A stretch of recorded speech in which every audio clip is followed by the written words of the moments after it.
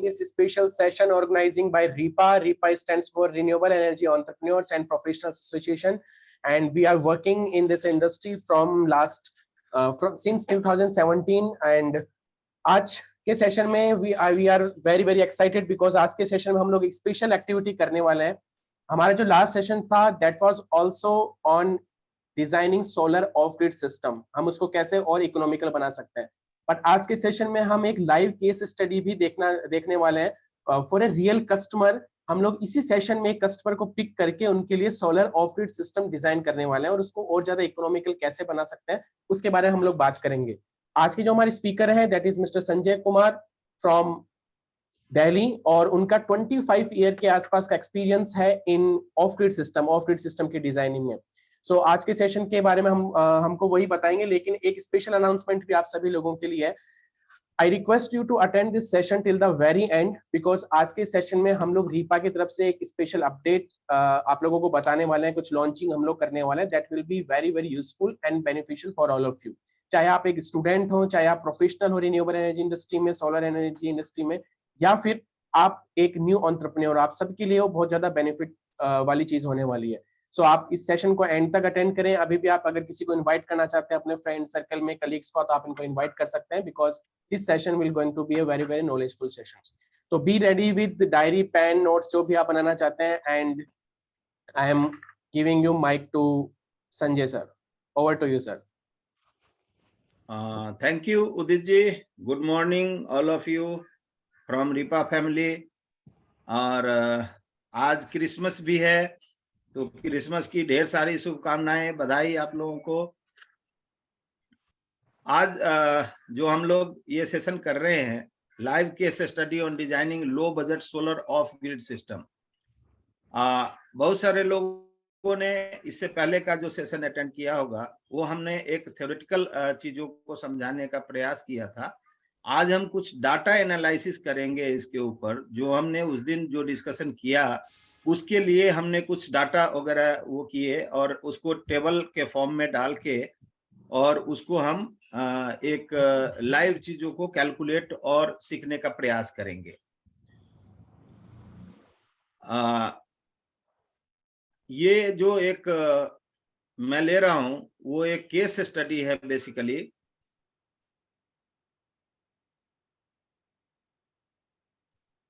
ये हमारा एक केस स्टडी मैं ले रहा हूं जो दिल्ली के एक स्कूल को हमने कन्वर्ट किया था सोलर सिस्टम में.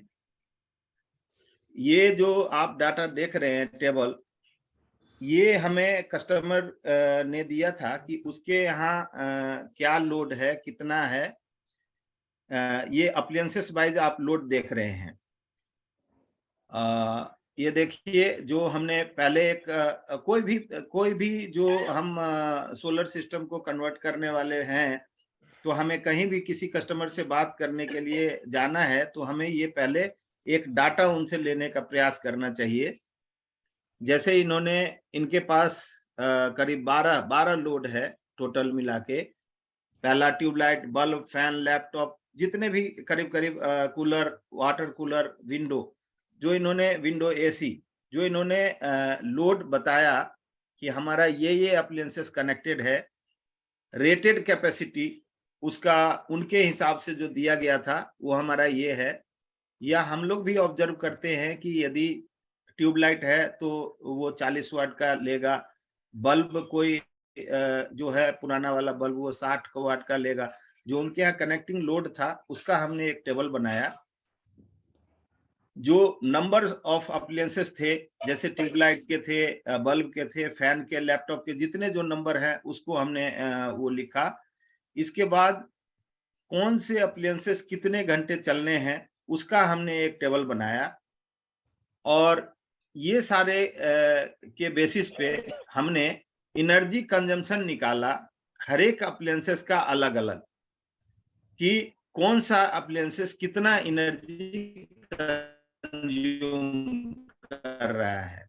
अब आप ये देखें, जैसे पहला यदि ट्यूबलाइट का एग्जांपल लेते हैं तो रेटेड कैपेसिटी हमारा 40 का है, 40 वाट, क्वांटिटी 20 है, वर्किंग आवर 10 घंटे का है, तो एक दिन में जो एनर्जी कंज्यूम करेगा वो करीब करीब 8 किलोवाट का करेगा, ये डाटा के हिसाब से। 10 घंटा के वर्किंग में 20 नंबर ट्यूबलाइट 40 वाट के हिसाब से। इसी तरीके का सारा हमने डाटा बनाया, तो उसका जो टोटल कंजम्पशन है वो पर डे का एक करीब करीब 132 किलोवाट के आसपास का आ रहा था। 132 किलोवाट उनके डाटा के हिसाब से। 132 किलोवाट के हिसाब से यदि आप देखें पूरा दिन में, और हम यदि कंसीडर करते हैं कि सोलर के लिए कि जो वर्किंग है सोलर का सनलाइट अवेलेबिलिटी है वो 4 से 5 घंटे का होगा, तो उस हिसाब से ये जो हमारा सोलर पावर प्लांट लगना चाहिए वो करीब करीब 30 किलोवाट का लगना चाहिए। हमने एक मिड का वैल्यू ले लिया 4.5 आवर्स का एक दिन का, तो 30 किलोवाट का प्लांट उनके यहाँ लगना चाहिए था। जो 30 किलोवाट का प्लांट का हमने उनको करीब करीब 1,10,000 रुपए पर किलोवाट के हिसाब से उनको 33 लाख का बजट हमने बताया कि ये यदि आप कन्वर्ट करते हो तो आपको 33 लाख का बजट चाहिए। ये जो मैं दूसरा टेबल आपको दिखाने वाला हूं, ये यहाँ पे ये बहुत जरूरी है। ये दूसरा टेबल ये अपने लिए है, क्योंकि पहली बार में कस्टमर हमें बता रहा है कि उसके यहाँ क्या लोड है, बट हमें क्या करना चाहिए कि एक प्रैक्टिकल ऑब्जर्वेशन लेना चाहिए लोड का, कि जो कस्टमर बता रहे हैं या जो थ्योरेटिकल लोड है उसके अपेक्षा हमारा प्रैक्टिकल लोड कम है, ज्यादा है, कैसा चल रहा है, नहीं चल रहा है, इंडक्टिव लोड कितना है, रेजिस्टिव कितना है, ये सारे चीज को डिस्टिंग्विश करना चाहिए। अब आप ये देखिए कि सेम डाटा पहले डाटा के हिसाब से जब हमने एक्चुअल लोड को ऑब्जर्व किया तो वो लोड हमारा टोटल 153 किलोवाट का आ रहा है पर डे, जबकि पहले का जो उनका थ्योरेटिकल डाटा सीट के हिसाब से वो लोड 132 किलोवाट का था। यानी जैसे ट्यूबलाइट का एक एग्जांपल मैं आपको दे रहा हूं कि ट्यूबलाइट का एग्जांपल आप लीजिए कि 40 वाट उसका रेटेड कैपेसिटी है, बट जब वो स्टार्टिंग में चोक जो है वो 15 वाट लेता है, तो हमें चोक का भी कंसिडरेशन करना चाहिए। उसी तरीके से यदि आप एसी के लिए आएंगे तो एसी 1.5 टन का एसी थ्योरेटिकल ये है कि 1500 वाट लेना चाहिए, बट प्रैक्टिकली 1764, 1800, 1900 जो जैसा एसी है उस हिसाब से लोड लेगा। तो आपको ये करना चाहिए सबसे पहले कि जो उन्होंने थ्योरेटिकल डाटा दिया उसका एक प्रैक्टिकल ऑब्जर्वेशन भी करना चाहिए, और जब हमने प्रैक्टिकल ऑब्जर्व किया तो उनका 153 किलोवाट 153 किलोवाट पर डे उनका लोड आ रहा था। तो इस लोड को अब पहले वाला जो हमारा वो डाटा था उसको हमने उनको चेंज करके बताया कि देखिए ये जो आपका 33 लाख का वो आ रहा था, वो ये आपका प्रैक्टिकल लोड के हिसाब से 38,50,000 रुपीज का करीब आएगा कॉस्ट। अब यहाँ पे अब असली कहानी ये शुरू होती है कि उनकी इच्छा तो थी कि हमें सोलर में जाना है, सोलर एनर्जी को उनको प्रमोट करने का भी सब कुछ हो रहा था, सारी बातें थी, बट उनके पास इतनी सारी बजट, ये जब बजट की बात देखे कि हमारा करीब 38-40 लाख रुपए का ये इन्वेस्टमेंट है, तो यहाँ पे उनको ये लग रहा था कि ये तो बहुत बड़ा बजट है और शायद इसको वो नहीं कर पाएंगे। फिर हमने उनको बताया कि इसी सिस्टम को, सेम सिस्टम को हम इकोनॉमिकल कैसे बना सकते हैं, उसके बारे में हमने उनको थोड़ा सा समझाया कि हम किन तरीकों को कैसे, किन मेथड्स को एडॉप्ट करके और इस लोड को सेम आउटपुट के लिए हम एनर्जी कंजम्पशन को कम कैसे कर सकते हैं। इसके लिए फिर हमने एक एनर्जी ऑडिट किया, उसमें भी एक दिन लगाया, 1-2 दिन लगाया एनर्जी ऑडिट करने में, और एक हमने टेबल बना के उनको दिया। जो तीसरा टेबल मैं आपके सामने रख रहा हूं वो हमारा ये टेबल है। ये आप टेबल देखिए, लोड उन्हीं के हिसाब से हमने लिया है, क्वांटिटी जो अप्लायंसेस का है उन्हीं के हिसाब से लिया है। सिर्फ हमने क्या किया कि जो सिस्टम्स उनके पुराने हैं, जो ज्यादा एनर्जी कंज्यूम कर रहे थे, उनको हमने एनर्जी इफिशिएंट सिस्टम में कन्वर्ट किया है। अभी हमने रेट्रोफिट किया, ये एक हमारा केस स्टडी जहां पे ऑलरेडी हमारा सिस्टम चल रहा है, उसको ऑलरेडी हम कन्वर्ट कर चुके हैं। हमने उनको ये सजेस्ट किया कि आप ट्यूबलाइट को चेंज कर दो और जो पुराना ट्यूबलाइट है उसके बदले में आप एलईडी का ट्यूबलाइट लगाओ, जो एग्जैक्टली हाफ से भी कम कंज्यूम करेगा। तो जो एलईडी का अपना ट्यूबलाइट आ रहा है मार्केट में, वो 20 वाट का आ रहा है, जो सेम लाइट का आउटपुट दे रहा है। हमने सारे लाइट्स को उनको बोला कि आप इसको कन्वर्ट करो एनर्जी इफिशिएंट ट्यूबलाइट में। बल्ब को भी हमने चेंज करवाया, जो 60 वाट का बल्ब वो हमारा 9 वाट में आ रहा था, 9 वाट का रोशनी करीब करीब उसके बराबर है। फैन जो उनके यहाँ लगे हुए थे उनको हमने कन्वर्ट किया बीएलडीसी फैन में, जो एनर्जी एफिशिएंट फैन है, जो मैक्सिमम 30 वाट लेता है। 25 वाट से लेके 30 वाट तक मार्केट में फैन अवेलेबल है। कोई 27 वाट लेता है, कोई 26 लेता है, कोई 29 लेता है। हाईएस्ट आप बोल दीजिए तो बीएलडीसी फैन 30 वाट का लेगा, तो हमने यहाँ पे 30 वाट लिया। लैपटॉप जो उनका 100 वाट का एलईडी फ्लड लाइट, उनके पास सोडियम वेपर लैंप लगा हुआ था, 250 के, 2 मेन गेट पे लगा हुआ था, उसको हमने कन्वर्ट किया। एलईडी के फ्लड लाइट उनको बना के दिए, 100 वाट के 2 दिए। मार्केट में भी सारी ये जो जितने भी मैं चीजें बता रहा हूँ, ये सारा मार्केट में अवेलेबल नहीं है। सॉरी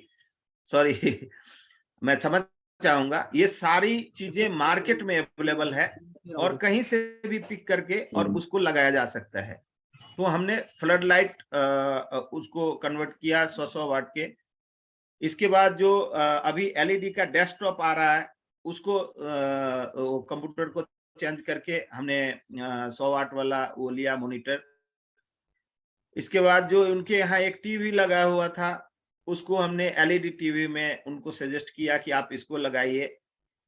फ्रिज, उनका जो पुराना फ्रिज जो रिपेयर हो चुका था कई बार, जिसके वजह से वो ज्यादा लोड ले रहा था, उनको हमने सजेस्ट किया कि आप एक 5 स्टार रेटिंग का फ्रिज लीजिए, और जो करीब करीब 300 वाट ही ले रहा था उस समय। ये 4-5 साल पहले की बात है। तो हम ये जो फ्रिज को हम उनको ज्यादा एनर्जी एफिशिएंट नहीं बना पाए थे, क्योंकि वो कॉन्सेप्ट मार्केट में उस समय अवेलेबल नहीं था। वाटर पंप, जो पंप को हम कुछ नहीं किए, 1300 वाट ही वो पंप हमारा ले रहा था, क्योंकि उस समय पंप में भी हमें बीएलडीसी का वो नहीं था, उतने फ्रीक्वेंट अवेलेबल नहीं थे, इसलिए पंप को भी हमने एज इट इज रखा। कूलर में हमने जो उनका वो पंप है उसको चेंज किया। कूलर का जो फैन है उसको चेंज, फैन का मोटर उसको चेंज किया, तो कूलर का लोड 200 वाट आ गया। वाटर कूलर का उसी तरीके से हमने वो करके 400 वाट पे लाया।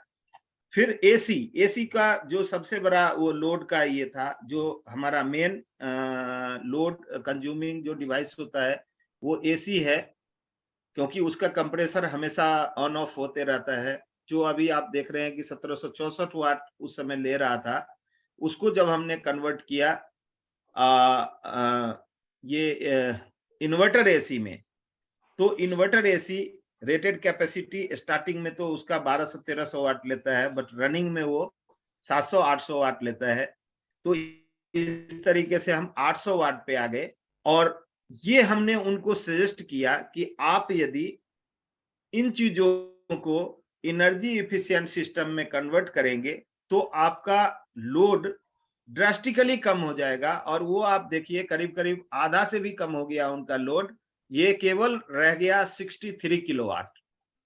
अब यहाँ मेन समस्या ये आ रही थी कि कस्टमर इसके लिए तैयार नहीं थे, कि नहीं जी ये हम सारा सिस्टम को हम बदलने में वो नहीं है। उनको ये लग रहा था कि भाई ये सारा सिस्टम हम उठा के फेंक दें, कोई चीज तो हमने अभी खरीदा, कुछ ये है जैसे नॉर्मली कस्टमर करते हैं कि वो लेने को तैयार नहीं हो रहे थे कि नहीं सारा सिस्टम हम उसको चेंज नहीं करेंगे। फिर हमने उनको बताया कि देखिए जहां पे आपका कन्वर्जन कॉस्ट 38 लाख रुपीज आ रहा था, वहां पे इसका कन्वर्जन कॉस्ट जब आपका 63 किलोवाट हो जाएगा तो मात्र रह जाएगा 16,50,000 रुपए, 16,50,000 रुपीज केवल रह जाएगा। तो आप ये देखिए कि ये भी करीब करीब आधा रेट रह गया। और मैंने उनको ये बोला कि आप 5 लाख रुपए हमें दे दो, हम सारा अप्लायंसेस आपका ले लेंगे, बाईबैक में ले लेंगे सारा, और हम नया लगा के आपको दे देंगे। तो इसी तरीके से ये हुआ। अब आप ये देखिए कि हमने उनको जो बजट दिया 16,50,000 का, उसके बाद जो हमारा अप्लायंसेस का कॉस्ट आया, जो नए हमने लगाए एनर्जी एफिशिएंट सिस्टम, उसका कॉस्ट टोटल मिला के हमारा 3,22,980 रुपए आया। 3,22,980 हमने लगा के सारा कुछ उनको रिप्लेस कर दिया। और ये 3 लाख जो 22,000 में से हमने जो उनका पंखा वगैरह सारा कुछ उतारा, उसका स्क्रैप हमारा बिका था 22,140 रुपए का। तो इसको जब आप प्लस माइनस करेंगे तो रेट जो नेक्स्ट जो नेट जो उनका कॉस्टिंग हुआ वो 19,50,000 रुपए का हुआ। और इस प्राइस में वो, क्योंकि उनका एक ये कहना था कि भाई यदि ये कॉस्टिंग 20-22 लाख रुपए का होता तो शायद हम इस पे चले जाते। तो हमने इनको 19,50,000 का वो कॉस्टिंग करके दिया और ये लगाने के लिए तैयार हुए। और ये आज 5 साल से ये स्कूल इन्हीं सिस्टम पे चल रहा है, एनर्जी एफिशिएंट सिस्टम पे, और ये कस्टमर काफी खुश और संतुष्ट हैं। ये हमने आपको एक वो बताया जो हमारा केस स्टडी था, जो पुराने सिस्टम को हमने कन्वर्ट किया। अब जो हमारा आज का टॉपिक है, मेन जो हमारा आज का टॉपिक है, हम उस पे आते हैं कि हमारा ये है कि लाइव केस स्टडी को हम एक आप लोग जितने लोग अवेलेबल हैं उनमें से हम ये चाहते हैं कि कोई व्यक्ति हमें एक लाइव डाटा प्रोवाइड करें और हम एक लाइव केस स्टडी हम यहीं पे वो हमें लोड बताएंगे और हम उसको एक डाटा टेबलर फॉर्म में कन्वर्ट करके और उसको हम ये प्रयास करेंगे कि इस सिस्टम को आज के डाटा के हिसाब से हम उसको इकोनॉमिकल कैसे बना सकते हैं, उसके बारे में हम सीखने का प्रयास करेंगे। हम चाहते हैं आप लोगों में से कोई एक व्यक्ति हमें आप कुछ डाटा प्रोवाइड करें जो हम वो कर पाएंगे। मैं ये देख पा रहा हूँ, एक मिनट, आनंद साहब हैं। आनंद साहब गुड मॉर्निंग, आप गुड मॉर्निंग बताएं। सर। जी गुड जी मॉर्निंग सर। बहुत जी, अच्छी गुड क्लास मॉर्निंग। जा रही है अपनी और काफी अच्छा सेशन जाने वाला है ये। जी तो सर। मेरी एक रिक्वेस्ट थी इसमें, जी क्योंकि मैं कॉपी पेन लेके बैठा हूँ सब लिखने के लिए। जी और कॉपी पेन लेके इसलिए बैठा हूँ, कॉपी पेन मैंने कल भी परसों भी लिया था। मेरा बताया था मैंने सभी लोगों को कि मेरा नया मकान बना है। जी और इस चूंकि मैं 8 साल से काम कर रहा हूँ सोलर की फील्ड में, तो नेचुरल सी बात है कि मैं चाहूंगा कि इसमें मैं ऑन ग्रिड सिस्टम लगाऊं। जी लेकिन चूंकि जहाँ पे मेरा मकान है वहाँ लाइट ज्यादा गोल होती है, थोड़ा ये शहर से दूर है। तो जी मैं चाहता हूँ कि मैं ऑफ ग्रिड भी लगाऊं, और ऑफ ग्रिड ऐसा लगाऊं कि मेरा जो सिंपल लोड है, नॉन इंडक्टिव लोड है ना, जी तो वो जी मेरा कम से कम पूरा चल जाए सोलर से। जी तो मैं उसी हिसाब से मैं परसों नरसों अभी पूरा बैठ के मैं देख रहा था कि मेरा कौन सा लोड कितना वाट लेता है एक्चुअल में।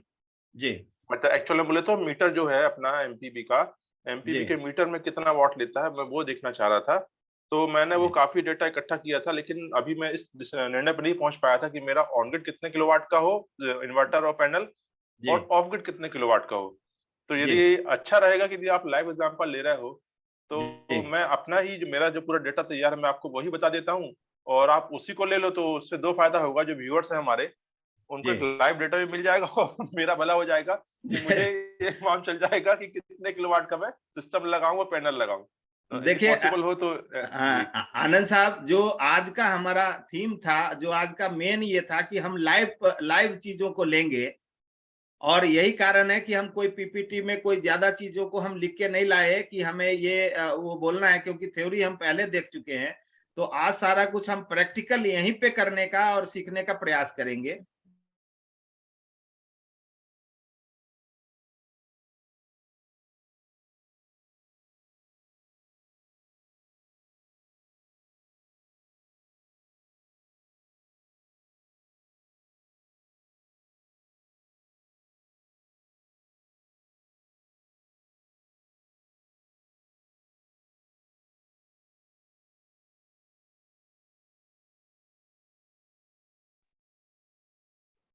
जी आनंद साहब, अब आप हमें डाटा दीजिए। एक हमने एक टेबल को कन्वर्ट किया है।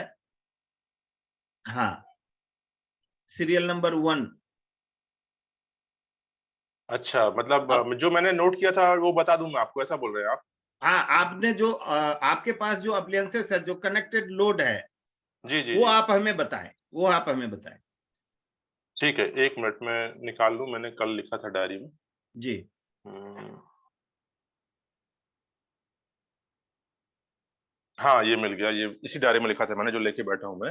जी। जैसे मैं स्टार्ट करता हूँ, कहाँ से स्टार्ट करूंगा, मतलब शुरू में क्या नहीं ले नहीं, लूं मैं? कोई भी कहीं चीज से भी ले ना? सकते हैं, कहीं जो से भी, मैंने कहीं नोट किया से। वही बता देता हूँ मैं आपको। बिल्कुल बिल्कुल तो बिल्कुल। जैसे जैसे मेरा अभी मेरे पास में पुराने मकान का जो एक इन्वर्टर था, एक नॉर्मल इन्वर्टर, इलेक्ट्रिक इन्वर्टर। जी तो मैंने पूरी एमसीबी ऑफ कर दी अपने घर की, और जी। देखा कि मीटर पे कितना दिखा रहा है, तो वो 0.00 केडब्ल्यू दिखा रहा था। ठीक ठीक है। है, जी मतलब वो एकदम परफेक्ट है, मीटर की रीडिंग भी और वो भी ठीक है। फिर जी मैंने क्या किया कि सब एमसीबी ऑफ रहने दिया और सिर्फ वो एमसीबी चालू करी जिसमें जी। इन्वर्टर में पावर जा रही है, इन्वर्टर चार्ज होने के लिए। ठीक है। तो चूंकि चूंकि मेरा इन्वर्टर 5 मिनट तक बंद था, तो जब बेसिक को डिस्चार्ज हुई होगी, तो जब जी मैंने इन्वर्टर ऑन किया पहली बार, तो जी। उसने लिया 77 वॉट। अच्छा। और अ, 5 मिनट बाद वो चार्जिंग जो है वो बंद हो गई, और वो जी, लेने लगा फिर 14 वॉट। 1 minute sir, 1 minute. जी जी इन्वर्टर ये आपका 77, ऐसा है जी सर। ये जी ये इसलिए हुआ होगा कि जब आपने इन्वर्टर में लाइट दी होगी, जी तो उस समय कुछ लोड इन्वर्टर पे चला, तो बैटरी थोड़ा सा खाली हुआ, और जी जी उसको चार्ज करने के लिए, जैसे 10 जी एम्पियर या 15 एम्पियर से वो हमारा चार्ज हो रहा है, जी जी कुछ कुछ बैटरी में पहले से एनर्जी रही होगी। तो आप जी ये देखिए कि यदि हम 12 वोल्ट का सिस्टम लेते हैं और 10 एम्पियर से हमारा चार्ज हो रहा है, इसका जी मतलब है कि 120 वाट लेना चाहिए था, आपका 77 ले रहा है। इसका अर्थ जी ये है कि वो करीब करीब 50% चार्ज था। तो जी हमारा जी जो जी करंट है, चार्जिंग करंट, वो कम हो गया और 77 ले रहा है। यानी जी करीब करीब 12 सत्ते 84। हाँ, करीब करीब आपका 6.5 एम्पियर के आसपास ले रहा था। तो जी इन्वर्टर को मैं 77 मैक्सिमम पकड़ लेता हूँ अभी जी अभी के जी लिए। जी अभी और के लिए। क्वांटिटी 1 हो गया। हाँ, एक ही इसका इन्वर्टर है जी। हाँ, इसका वर्किंग आवर मैं 1 घंटे के लिए लेता हूँ। कितने देर के लिए लाइट जाती हाँ, है सर? लाइट तो सर अभी हम लोग को यहाँ पे आए हुए हुआ है लगभग 1 हफ्ता। आज संडे को आए थे हम, लास्ट संडे को। जी। तो लास्ट संडे से लेके अभी तक जो ऑब्जर्व किया है मैंने, 15 मिनट के लिए जाती है लाइट, मुश्किल से मुश्किल। हाँ, लेकिन जैसे 15 मिनट के लिए लाइट जाती है, बट हम क्या करेंगे कि हमें जो एक कनेक्टेड लोड, इन्वर्टर के कैपेसिटी निकालने के लिए हमें मैक्सिमम लोड लेने की आवश्यकता होती है। इसलिए हम यहाँ पे 77 ले रहे हैं, ना कि हम 17 ले रहे हैं। चलिए ठीक है, ठीक ठीक जी। है। वर्किंग ठीक आवर है, हम 1 घंटे का ले लेते हैं। 1 घंटे ले लीजिए, मान लो जी कभी ज्यादा गोल हुई तो 1 घंटे ले लीजिए जी। जी। दूसरा अप्लायंसेस। दूसरा, फिर मैंने सबसे पहले फ्रिज ऑन किया, क्योंकि फ्रिज जो है जो हमेशा फ्रिज। उपयोग होने चीज है। तो मैंने ठीक फ्रिज है। ऑन किया। मेरा फ्रिज जो है वर्लपूल का है, इन्वर्टर फ्रिज है। अच्छा, तो इन्वर्टर फ्रिज है हाँ जी। जी, इन्वर्टर फ्रिज है। तो वो सरप्राइजिंगली वो सिर्फ 17-18 वॉट ले रहा था वो। मतलब अच्छा। इन्वर्टर इन्वर्टर और वो दोनों चालू करने के बाद भी मेरा लोड जो था 18 4 22 32 वाट से ऊपर नहीं जा रहा था मीटर पे। जी तो मुझे लगा कि इतना कम कैसे ले रहा है, क्योंकि मेरा पुराना फ्रिज तो मेरा बहुत ज्यादा 100-150 वाट लेता था। तो जी। फिर मैंने उसका डोर ओपन किया।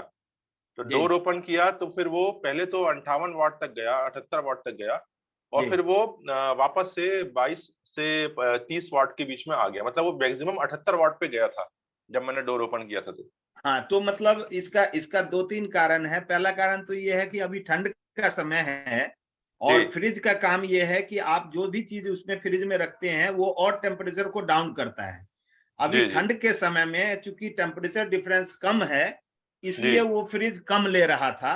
गर्मी जी के जी समय में हो सकता है थोड़ा ज्यादा लेगा, जी जी क्योंकि आप गर्म चीजें बाहर से लाएंगे और फ्रिज में रखेंगे तो उसको ज्यादा जी टेम्परेचर को कूल करने की आवश्यकता होगी।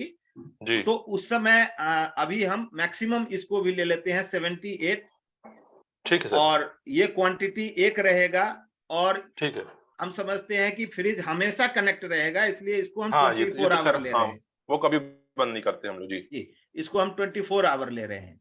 ठीक है सर, जी। ठीक। तीसरा। और फिर मोबाइल चार्जिंग पे लगाए हुए थे हमने, तो मोबाइल जी, चार्जिंग जो है वो तो खैर 5 वाट करीब करीब ले रहा करीब, था। हाँ, 4-5 वाट ही लेता है जी, मोबाइल 5 वाट, चार्जर। और 4 मोबाइल है घर पे, जी। मम्मी बेटा मिला के। तो फिर वो 4 मोबाइल का आप मतलब देख लीजिए कैसा करना है उसको। 1 मिनट, ये आपका 5 वाट लेगा और क्वांटिटी 4 हो गया। जी जी 4 हो गया, और ये जी, वर्किंग हम समझते हैं कि 3-4 एक घंटे डेढ़ घंटे, काफी है। चार, हाँ 3-4 घंटे काफी, 3-4 घंटे। तो हम इसका 4 घंटे ले लेते हैं। हाँ, 1.5-2 घंटे दिन में, 1.5 घंटे रात को, तो जी, जी, 4 घंटे जी, काफी है। जी। जी। और आनंद साहब? अब लेकिन थोड़ा एक कंफ्यूजन है मेरे दिमाग में, क्योंकि जी, मेरे यहाँ ट्रिम लाइट्स जो होती हैं, डाउन लाइट्स, जी, वो तो लगी है 45 जी, 45 ट्रिम डाउन लाइट्स लगी हैं, 10-10 वाट की, 10 जी, वाट की। जी, लेकिन वो यूज फॉर 45 मतलब कभी भी नहीं होती हैं। जी, यूज मतलब 5-6 ही होती हैं। तो जी। उसका मैं कैसा बताऊं आपको? हाँ, उसमें उसमें 2 चीजें हैं। देखिए, जी। उसमें पहली बात तो ये है कि यदि आपको लगता है कि हम 4-5 लाइट या 10 लाइट ही यूज करते हैं, हम्म। तो कभी भी हम 10 लाइट को ही ऑन करेंगे किसी कमरे में। मान लीजिए आज इस कमरे में बैठे हैं, दोपहर में उस कमरे में बैठे हैं, तो इसको ऑफ किया, उसको ऑन किया। तो हाँ हाँ, ऐसे ही रहता है। इन टोटलिटी यदि 10 लाइट हम जलाते हैं तो हम 10 को कंसीडर करें। जी दूसरा जी जी चीज ये है, दूसरी बात ये है कि यदि सपोज करिए घर में कोई फंक्शन हो गया, पूजा पाठ हो गया, कोई गेस्ट आ गए, और उस जी दिन आपको लगता है होली दिवाली है कि नहीं, हमें सारी लाइटों को जलाना है, जी और उसी समय संजोग से लाइट चली जाए, दुर्भाग्य से बिजली गुम हो जी जाए, जी तो आपको उसके लिए, यदि आप इन सारे चीजों को इन्वर्टर पे कनेक्ट करके जी, रखना चाहते हैं। रखना चाहते हैं, तो हमें जी जी, इसका टोटल लेना पड़ेगा। हाँ हाँ और हाँ, टोटल लेना पड़ेगा, लेकिन एनर्जी कंजम्पशन में उसको हम कम कर लेंगे कि वो हम 10 10 कर लाइट लेंगे। जलाएंगे तो वहां 10 कर लेंगे, लेकिन रेटेड कैपेसिटी में यहाँ हम टोटल लेंगे। जी जी जी जी, बिल्कुल बिल्कुल सही जा रहे हैं आप। जी। हाँ, तो ये कौन सा है लाइट? अपना ट्रिम लाइट। ये ट्रिम लाइट्स है, ट्रिम लाइट्स है। 10 वाट का है कैपेसिटी एक। 10 वाट का। हाँ, और मैंने मीटर पे देखा भी, एक चालू करो तो 10 वाट ही बढ़ता है एनर्जी मीटर पे, जी, मतलब और मेरे ये एमपीबी पे। क्वांटिटी हम कितना बोल रहे थे? 42? 45 है सर टोटल। 45। जी ठीक है, ये हम 45 अभी के लिए ले रहे हैं। जी जी।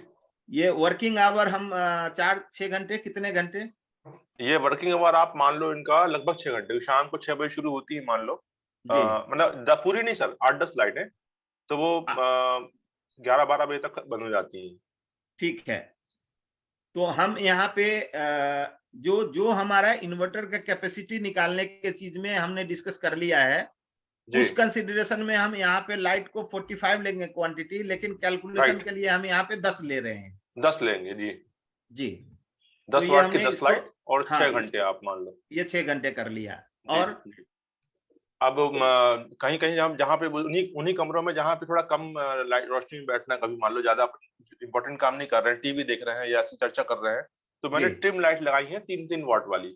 जी, तो वो भी जितने भी कमरे हैं, ट्रिम लाइट्स, फिर से जी, वापस से ट्रिम लाइट्स, लेकिन ये जी, 3 वाट वाली हैं, ये 3 येलो कलर वाट है। की। जी, जी, येलो कलर क्वांटिटी। की क्वांटिटी है। ये टोटल तो वैसे 19 है, जी, लेकिन वो 3 कमरों की जो 2-2 लाइट है, मेरा कमरा, मम्मी कमरा, बेटे का कमरा, इन्हीं तो बस में 6, जलती हैं कभी कभी। तो 6 हम हाँ, ले 6। लेते हैं क्वांटिटी। जी, 6 इस्तेमाल होती हैं। जी। 6 ले लेते हैं। और वर्किंग आवर? वर्किंग आवर इनका वैसे ही 2-4 घंटे, बस ज्यादा नहीं। आनंद इनका साहब, थोड़ा मैं बीच में आपको टोकना चाहूंगा जी बताइए बताइए। कि हम थोड़ा सा डाटा को फास्ट वो कर लेते हैं ताकि हमें समय जी। मिल सके। चलिए तो हाँ, फिर ये 4 घंटे कर लीजिए आप। इसको 4 घंटे कर लिया जी। हाँ इसके बाद हाँ। इसके बाद एलईडी बल्ब है, 2 बल्ब है सिर्फ एलईडी एलईडी बल्ब, एक बल्ब है 9 वाट जी। का, एक 15 वाट का, लेकिन ये यूज नहीं होता। ये सिर्फ ओनली 2 होल्डर लगे थे तो मैंने लगा दिया। अच्छा, तो एलईडी जी। बल्ब हम रेटेड कैपेसिटी 9 वाट ले लें। हाँ, एक 9 वाट, एक 15 वाट, बाकी यूज वाले में 0 कर ठीक है, दीजिए आप। ठीक है, 1 मिनट। क्वांटिटी हमारा एक, यहाँ 1 हो गया और ये 0 हो गया यूज। दूसरा फिर से एलईडी लाइट हम लिख रहे हाँ हैं। जी, ये 15 हमारा वाट, 15 वाट है क्वांटिटी 1, यूज 0। जी। फिर सीलिंग फैन मेरे पास में उसके है पतंजलि के, तो ये 26 वाट लेता है टोटल। ऐसे 6 फैन है मेरे पास। ये हम यहाँ पे फैन नहीं, हम यहाँ पे बीएलडीसी लिखने का, 1 मिनट हाँ, में बीएलडीसी फैन है, बीएलडीसी बीएलडीसी ही है वो, सही बोला आपने। जी, बीएलडीसी फैन बीएलडीसी, है और ये बीएलडीसी फैन है, 26 वाट लेता है। 26 जी जी वाट जी लेता है जी। जी, जी, ठीक है, बिल्कुल और ठीक ये है। 6 है मेरे पास में, लेकिन इस्तेमाल 3 होते हैं। 3 हम लिख रहे हैं यहाँ पे, और हम समझते हैं कि 12 घंटे, अभी तो खैर क्योंकि नहीं नहीं के बराबर है। अभी तो कुछ भी हाँ नहीं होगा, लेकिन हम हाँ, गर्मी अभी सिर्फ सर्दी सारा अभी सिर्फ पोंछा सुखाने के लिए होता है, 5-10 मिनट पोंछा सुखाने नहीं, के लिए। अभी हम बाकी वो गर्मी गर्मी के में, हिसाब से लेंगे। गर्मी में तो 12 घंटे होंगे वो। हाँ, क्योंकि रात में फिर 12 घंटे एसी बस। कूलर चलेंगे तो हम 12 घंटे इसको ले लेते हैं। जी 12 घंटे जी, मान लीजिए जी। जी, इसके बाद फिर एग्जॉस्ट फैन है, 36 वाट का है वो, मैंने जी, देखा था मीटर पे। और वो एग्जॉस्ट 4 है, 4, 36। हाँ 4 बाथरूम में 4 है, 1 ल्यूमिनस का मिनट हुआ सर है एग्जॉस्ट फैन। जी जी। जी। और ये उसके बाद 4 ये है चिमनी, कितने देर ये 4 चलेंगे? है। 2 घंटे? ये मुश्किल से 1 घंटा सर। 1 घंटा, ठीक है सर। हाँ, बस बाथरूम के नहाने के टाइम में जी 1 घंटा। जी, इसके तो बाद 4, उसके बाद चिमनी है। चिमनी है जी जी चिमनी, चिमनी जो है वो किचन में लगी है, उसका शुरुआत होती है लगभग वो 175 वॉट से। जी और जब उसको मोड बढ़ाते जाओ, फैन नंबर 3, फैन नंबर 2 ऐसा कर करो, जी तो सेकंड नंबर की फैन में वो जाती है 185, और थर्ड नंबर पे डालो फुल जी एग्जॉस्ट करो तो जी। 195, अच्छा, 195। तो हाँ 195 में ले लेता हूँ। हाँ, इंक्लूडिंग क्वांटिटी वो एक ही है, एक ही। क्वांटिटी 1 होगा, और मैं समझता हूँ कि 2-2 घंटे तो चलते होंगे कम से कम 2 किचन में घंटे सुबह, चिमनी। 2 घंटे शाम। हाँ 2 घंटे जी, सुबह, 2 घंटे शाम तो को। मैं 4 घंटे ले लेता हूँ। 4 घंटे ले लीजिए। जी, उसके बाद उसके बाद फिर अपने पास में बाहर में 2 चीजें हैं, एक गेट लाइट है, जी, गेट गेट पे लाइट, लाइट लगे हुए हैं, हाँ वो 9 वाट के 2 लाइट हैं। गेट लाइट ये 9 वाट के हैं, ठीक है। 2 हैं, 2 हैं। 2 हैं जी। ये जलते हैं 6 घंटे। 6 घंटे, हाँ, ठीक है सर। और एक 2 वे लाइट्स होता है, दोनों तरफ लाइट निकलता है उसमें, 2 जी, वे बोलते हैं उसको, 2 वे 2 वे लाइट। लाइट वो जी 2 वे लाइट है, वो तो बहुत छोटा, 4-4 वाट का है, दोनों, दो जी 2 नंबर्स। जी। 4 वाट, 1 मिनट। क्वांटिटी 2 है, जी, और कितने देर जलेंगे? बस 4 घंटे। 4 घंटे, जी। ठीक है। फिर इसके बाद सीढ़ियों सीढ़ियों पे लाइट्स हैं, स्टेयर ग्राउंड, लाइट एक, स्टेयर लाइट्स लिख लीजिए। ग्राउंड फ्लोर से फर्स्ट फ्लोर, फर्स्ट फ्लोर से सेकंड फ्लोर, तो ये टोटल 12 है, जी और 1-1 वाट के हैं। जी। तो ये और ये 12 क्या चलेंगे, एक बार में 12 जलते हैं क्या? हाँ जल सकते हैं। अच्छा, ठीक है। और कितने देर? ये 2 घंटे। 2 घंटे, ठीक है। जी। उसके बाद उसके बाद प्रेस है। प्रेस को क्या आप इन्वर्टर में चलाना चाहेंगे? प्रेस को नहीं सर, प्रेस को क्या जरूरत है इन्वर्टर में चलाने की, प्रेस तो तो जब हम लाइट वैसे, रहेगा तभी करें। जी वैसे हम डाटा में ले लेते हैं, बट हाँ हम लेकिन यहाँ पे उसको, वर्किंग आवर 0 लिखेंगे तो इसका कोई करंट नहीं आएगा कंजम्पशन में, लेकिन मतलब। उसको उसको उसमें भी मत लो आप, रेटेड कैपेसिटी भी मत लो। अच्छा, ठीक है, हाँ, ठीक प्रेस है, प्रेस अपन हटा ही दें। हटा लेते हैं, ठीक है। हाँ, और हीटर है। हीटर भी हम नहीं चलाएंगे रूम शायद। रूम रूम हीटर भी नहीं चलाएंगे, रूम हीटर अभी मतलब चलाते भी हैं तो वो जब लाइट रही तभी चलाएंगे, नहीं चलाते। जी, तो रूम हीटर भी हटा दिए, और जी। और मेरा जो लगा है सोलर वाटर हीटर ऊपर से छत में, कभी जी मान लो बरसात रही तो उसको गर्म करने के लिए मैंने इलेक्ट्रिक बैकअप लगाया है। जी। तो वो तो बहुत बहुत बड़ा उसका वो है लोड, हाँ, 1.92 करीब 2 किलोवाट का। किलोवाट, हाँ 2 2 किलोवाट किलोवाट है करीब जी। वो लेगा।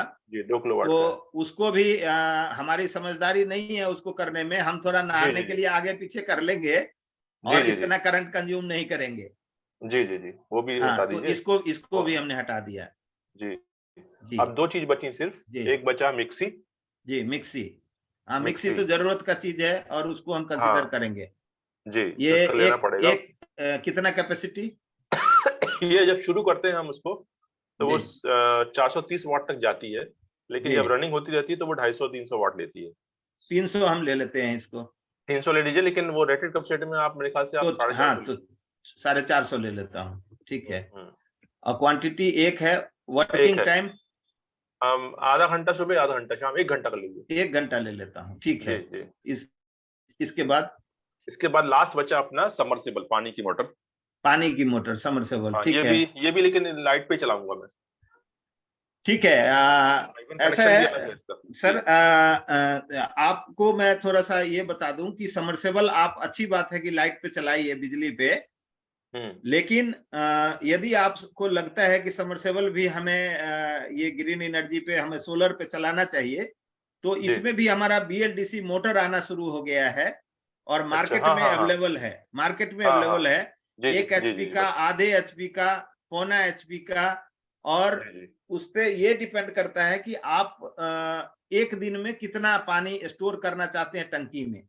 जी जी सपोज करिए आपको 2000 लीटर पानी की आवश्यकता है, तो वो जी आधा एचपी के मोटर से आपका काम हो जाएगा, जो आधा जी। एचपी केवल 400 450 वाट लेगा। अरे वाह! हाँ, तो इसका आप तो मैं यदि जी, आप यदि इसका ये तो मैंने प्लान जी, इसका मैंने देखा था, तो वो लगभग 1050 वाट ले रहा था। नहीं, अभी मैंने कल परसों एक जगह मोटर टेस्ट किए हैं। कुछ हमारे जी एक ऑर्डर हैं जो त्रिपुरा में लगने हैं, तो जी उसके लिए हम अभी आर&डी कर रहे हैं चीजों का। तो जी उसमें हम ये ऑब्जर्व करके हमने देखा है कि यदि आप 30 मीटर हाइट तक का पानी ले जाना चाहते हैं टंकी हम्म में, हम्म। और आधा एचपी के पंप से यदि एक दिन में आपको 2000 लीटर का टंकी भरना है, तो आप उसको 3 घंटे में भर सकते हैं, 2-3 घंटे में। अरे वाह! यानी और ये सिर्फ बीएलडीसी, ये बीएलडीसी मोटर नॉर्मल ये अपने 220 बीएलडीसी, ये 220 वोल्ट बीएलडीसी के से चल जाएगा। आप इसको 220 नहीं, सोलर से चलाएंगे, 220 से चलाइए तो वो बिजली का पंप है। यदि आप डायरेक्ट चलाना चाहते हैं पैनल से, हम्म। तो उसको भी चला सकते हैं। अच्छा। पैनल में आपने मत- एक बाईपास लगा दिया, हम्म। चेंज ओवर स्विच लगा दिया और मोटर को डायरेक्ट चला दिया। नहीं, इतना ना करना हो, मान लो, और उसको चलाना हो डायरेक्ट बिजली से, तो तो चल जाएगा। इसके लिए केवल 300 या 400 वाट के पैनल से ये चल जाएगा। नहीं, मान लो सोलर से ना चलाना हो और अपने को जी, बिजली से चलाना हो, तो चल जाएगा। बिजली से चलाना हो तो चल जाएगा, बिजली का भी बीएलडीसी पंप अवेलेबल है। अच्छा, ठीक है ना, बढ़िया। वो अवेलेबल है, वो अवेलेबल है। और इसमें दोनों तरह का है, समरसेबल भी है और सरफेस पंप भी है। अच्छा, अब मैं जरा आपके लोड को कैलकुलेट जी करता करिए। हूं। हमने ये किया कि ये जो रेटेड कैपेसिटी जी है इनटू क्वांटिटी जी इनटू वर्किंग आवर, जी तो ये हमारा आ गया 77 पहला केस में। जी। अब इसी को हम टोटल डाटा सेम तरीके से वो कर लेंगे, तो ये आपका टोटल आ गया। जब ठीक इसको है। हम फ्रिज का इतना सब अलग अलग लोड आपका आ गया। अब 1 मिनट, हम जरा इसको टोटल करने का वो कर रहे हैं।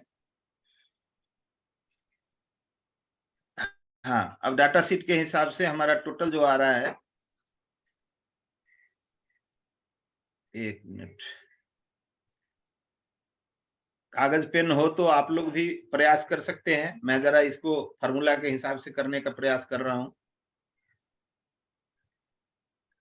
सम लिख के कर लेते तो भी ज्यादा, सर सम लिख के कर लेते ना, चलिए कोई बात नहीं, ऐसे ही कर लेते। वो या ऑटो सम का ऑप्शन होता है, वहाँ ऑटो सम पे क्लिक कर देते तो ऑटो सम हो जाता है वो यहाँ पे, ऑटो चलिए सम कोई बात वाला एक्चुअली स्क्रीन में इतने चीजें आ रही हैं कि अभी थोड़ा सा कंफ्यूजन भी हो रहा था, इसलिए मैंने सोचा कि चलो इसको। ठीक है, ये हो गया आपका। जी, एक बार चेक कर लीजिए क्लिक करके वहाँ F2 करके कि वो पूरा आया कि नहीं आया। ये हाँ, बिल्कुल ठीक है सर, आ ये गया। ठीक है। कितना आया मैं आपका नोट कर लेता हूँ।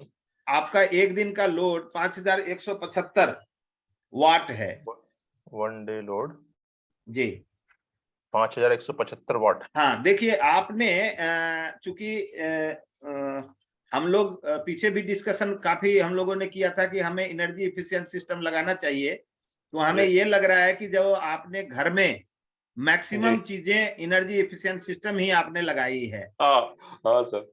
तो इसलिए पहला काम तो आपने कर दिया हमारा कि जी भाई उसको करने की आवश्यकता नहीं, जो एक मेजर चीज है उसको आपने कर लिया। 5175 है। अब वर्किंग आवर यदि हम मान ले 4.5 घंटे का, जी। वर्किंग आवर मतलब समझे नहीं। एक दिन में सनलाइट अवेलेबिलिटी, अच्छा, सनशाइन सनशाइन, सनशाइन। जी जी। तो हम यदि उसको मान लेते हैं 4.5 आवर्स, 4.5 घंटे का, ठीक है। तो ये आपका आ गया, एक मिनट से,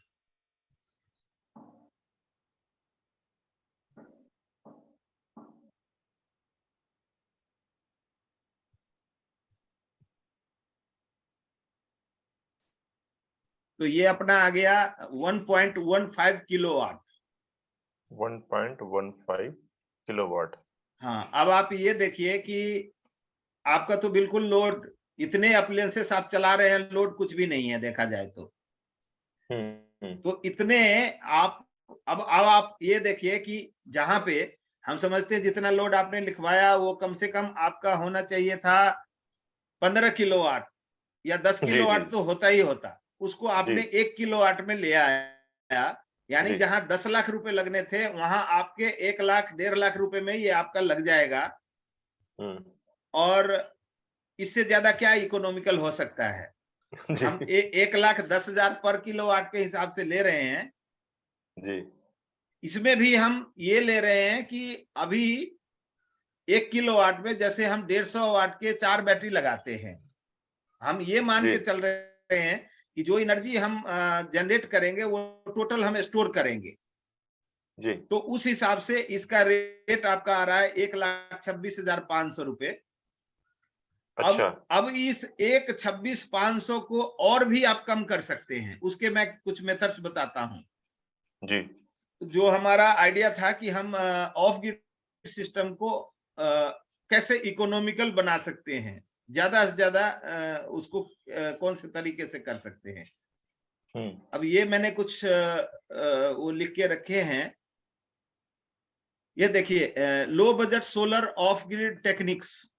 पहला टेक्निक जो ये है कि energy audit based solution, smart applications, वो आपने ऑलरेडी कर रखा है जिससे हम कॉस्ट सेविंग अप टू 40% तक कर सकते हैं।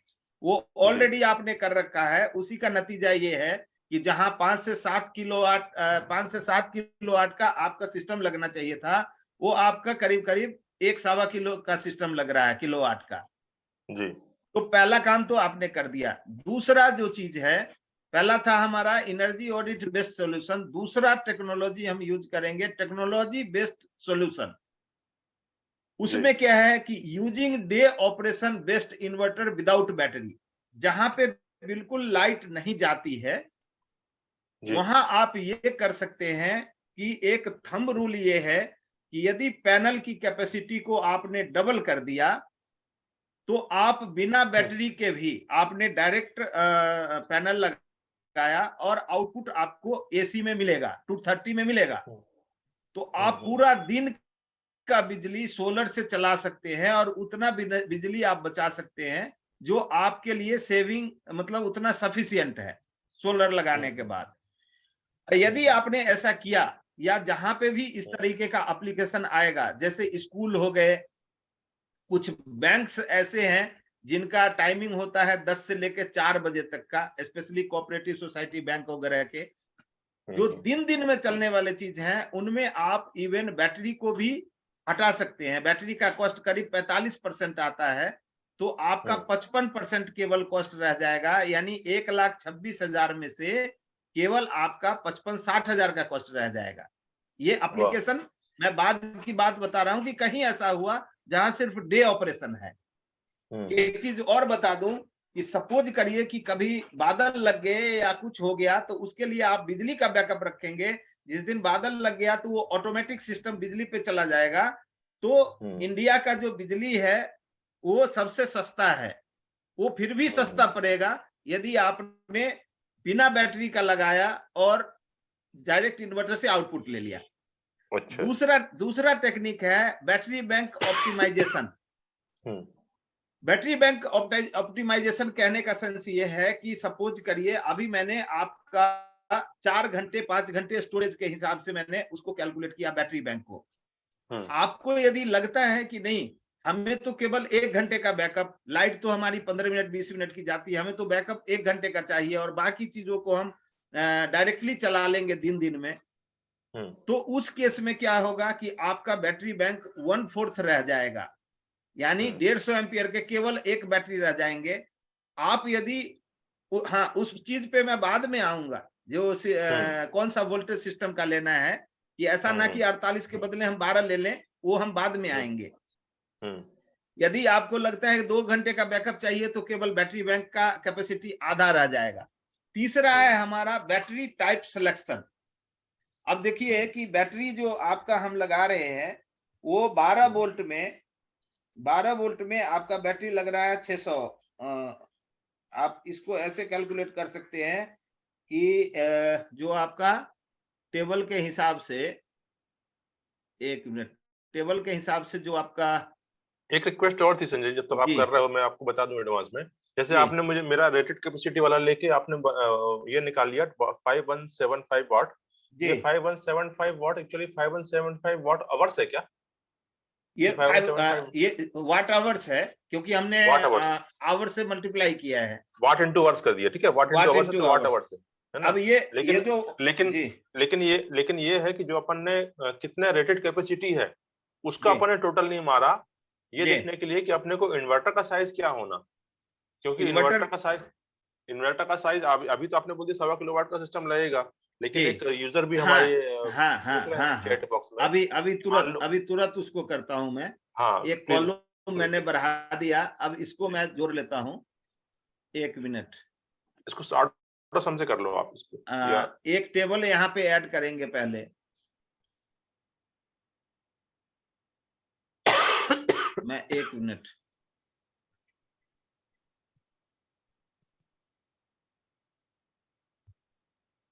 ये हमने अब यहाँ पे एक दूसरा टेबल बनाएंगे, ये हम रेटेड कैपेसिटी और क्वांटिटी को मल्टीप्लाई करेंगे।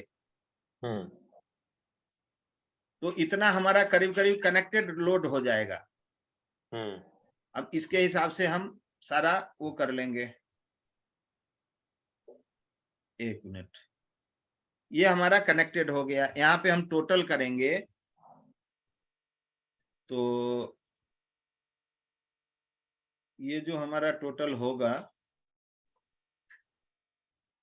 ये हो गया आपका 1222 वाट,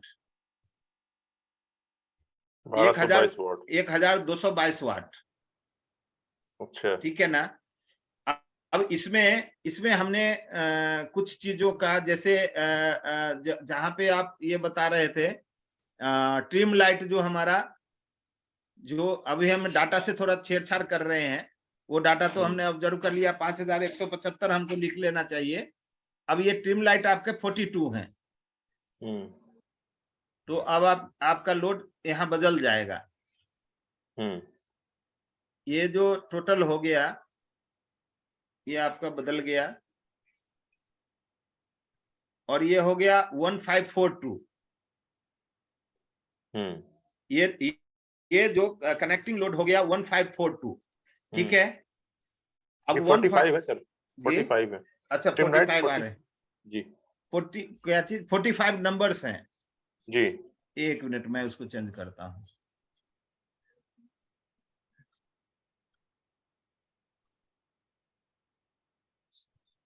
तो ये हो गया 1572। ठीक है सर, 1572 हो गया। अब हम इसमें क्या करेंगे, चूंकि इन्वर्टर हमारा कभी भी हमारा लोड, कोई अप्लायंसेस को यदि हमने रिपेयर कराया, कुछ कराया, तो वो क्या होता है कि लोड बढ़ जाता है। तो हम 1572 को 20% एक्स्ट्रा कर लेंगे। वैसे भी इन्वर्टर में फुल लोड नहीं डालते, उसमें 80% लोड ही डालते हैं। हाँ, वो अलग है क्या? वो अलग करेंगे हम, पहले यहाँ पे 20% एक्स्ट्रा डाल लेते हैं।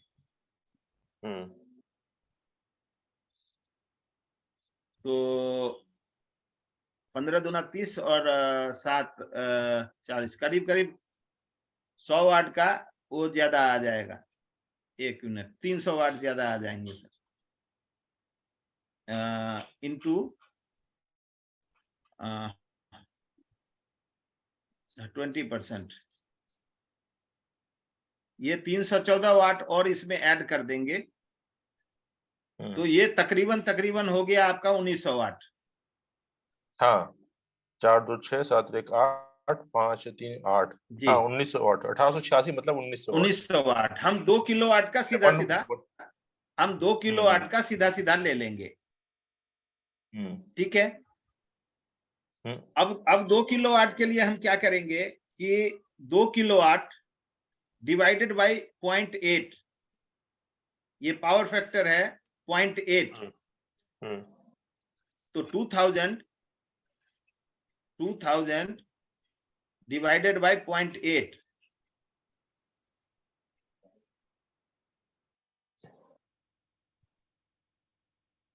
तो ये हो गया 2500 VA, ठीक है सर। अब इन्वर्टर को हम फुल कैपेसिटी पे नहीं चलाना चाहिए क्योंकि वो गर्म होगा, कोई चीज फूकेगा। वैसे तो आप इसको 2500 VA का लेकर के 2 किलोवाट का आप लोड डाल सकते हैं, बट यदि एनर्जी इसको आप इन्वर्टर के एफिशिएंसी को 90% कंसीडर करेंगे तो अगेन 2500 को 0.9 से डिवाइड कर देंगे, डिवाइडेड बाय 0.9।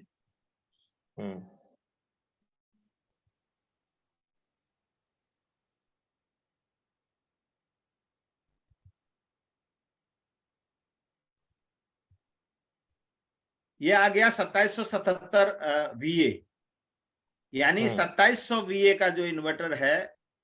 यही कारण है कि लुमिनस वगैरह में आप देखते होंगे कि थोड़ा ऑड फिगर में आता है कैपेसिटी 2750 VA, तो उनका मतलब होता है कि 2 किलोवाट का पूरा लोड जिसको चलाना है वो 2700 VA का लेगा। वैसे स्टैंडर्ड है 2.5 kVA का, 2.5 kVA, लेकिन लुमिनस में माइक्रोटेक में 2750 आता है। और भी कई कंपनियां हैं जो इस तरह का वो बनाती है, और जो लोग कस्टमाइज सॉल्यूशन प्रोवाइड करते हैं वो तो किसी भी रेटिंग का बनाएंगे, 2800 2900 3000 कुछ भी बनाएंगे। तो आप देख लीजिए कि आपका 1 किलोवाट करीब 1.5 किलोवाट का आपका सोलर प्लांट लग रहा है पैनल, लेकिन वहां पे आपका करीब 2.5 kVA का इन्वर्टर का सिस्टम लग रहा है, ठीक है। और जैसे आप 2.5 kVA के सिस्टम में जाएंगे तो इजिली अवेलेबल जो इन्वर्टर होता है वो 48 वोल्ट में होता है, इसलिए आप वोल्टेज का सिलेक्शन वहां पे 48 वोल्ट का करेंगे, क्योंकि हमारा सिस्टम नहीं मिलता सर, 2.5 तो मिलता, 2.5 2.75 आया तो ये तो मिलता नहीं, तो 3 ही ले लें क्या, ज्यादा अच्छा रहेगा। 3 ले लेंगे तो और अच्छी बात है कि बाद में कुछ लोड बढ़ता ही है, घटता तो है नहीं। आनंद साहब, एक बात और मैं बीच में आपको रोकूंगा, ये है क्या चीज कि ये जो आप कैलकुलेशन की बात कर रहे हैं, ये हमारा आज का मुद्दा तो केवल इकोनॉमी बताने का था मोटा मोटी, क्योंकि ये जो कैलकुलेशन है, जैसे पैनल का कैलकुलेशन करेंगे तो उसके लिए पूरा एक क्लास चाहिए 2 घंटे का पैनल कैलकुलेशन में। अच्छा। अभी भी जो ये हमने कैलकुलेशन किया है इन्वर्टर का, इसमें बहुत सारा चीज कंसीडर नहीं हुआ, पावर फैक्टर नहीं हुआ। हम इसमें PWM लेंगे, MPPT लेंगे, PCU के केस में कौन सा लेंगे, IGBT लेंगे, सिस्टम या मॉसफेट बेस्ड लेंगे, वो भी हमारा कंसीडर नहीं हुआ। तो इसमें भी बहुत सारा चीज है। यानी हम लोग क्या करेंगे फ्यूचर में कि एक चीज का कैलकुलेशन उठाएंगे कि हमें सोलर पैनल का कैसे कैलकुलेट करना है, फिर एक क्लास बैटरी का होगा, फिर कंट्रोलर का होगा, फिर इन्वर्टर का होगा, इस तरीके से होगा। एक क्लास लोड कैलकुलेशन के लिए होगा, तो उसके लिए हम लोग सेपरेट क्लासेस करेंगे, तो एकदम माइन्यूट डिटेल्स में जाएंगे एग्जैक्ट कैलकुलेशन के लिए। हाँ, तो आपने चूंकि बीच में प्रसंग छेड़ दिया तो हमने इसको बता दिया है। बाकी समय के हिसाब से यदि हम चलेंगे तो हम जरा उस डाटा शीट पे आते हैं। बैटरी बैंक का ऑप्टिमाइजेशन पे हम लोग चल रहे थे, ठीक है सर। तो वहां पे क्या कर सकते हैं कि हमारा जितना बैकअप का जरूरत है उसके हिसाब से हम बैटरी बैंक सेलेक्ट कर सकते हैं। इसके बाद है बैटरी टाइप सिलेक्शन। अब बैटरी के टाइप के सिलेक्शन में क्या है कि अभी आपका, जैसे हमने ये किया लेड एसिड बैटरी के हिसाब से, यदि आप लिथियम बैटरी पे जाते हैं, लिथियम का कॉन्सेप्ट जोर शोर से चला हुआ और अच्छी बैटरी भी है, कोई मेंटेनेंस नहीं है, लाइफ भी ज्यादा है और 100% DOD है। तो इसके केस में क्या होगा, लोग थोड़ा सा लिथियम से कतराते हैं कि नहीं जी उसका तो प्राइस बहुत ज्यादा आ जाएगा। ऐसा कुछ भी नहीं है। यदि आप 100 एम्पियर का लेड एसिड का बैटरी सोच रहे हैं कि 100 एम्पियर का हम 12 वोल्ट में लेड एसिड का बैटरी लें, तो उसका जो है आपका डीओडी के हिसाब से 0.65% ही आप उसको चार्ज डिस्चार्ज कर सकते हैं। यानी इस केस में आपका जो बैटरी बैंक हो गया वो करीब करीब हो गया 150 AH का।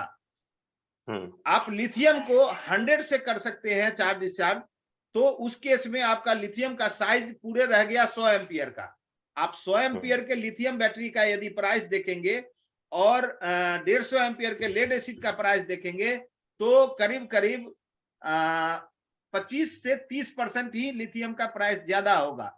लेकिन आप उसमें और जब माइन्यूटली कैलकुलेट करेंगे कि आपका लेड एसिड बैटरी का मेंटेनेंस कॉस्ट है, पानी डालने का खर्चा है, बंदे को भेज के सर्विसिंग का खर्चा है, ये वो 2-3 साल का, तो उस केस में करीब करीब खर्चा बराबर आ जाएगा। दूसरी चीज आपको ये देखनी है कि लेड एसिड बैटरी का लाइफ केवल 3 से 4 साल का है, और लेड जो लिथियम की बैटरी का लाइफ है वो 8 से 10 साल का है, और ये प्रूवन है लाइफ।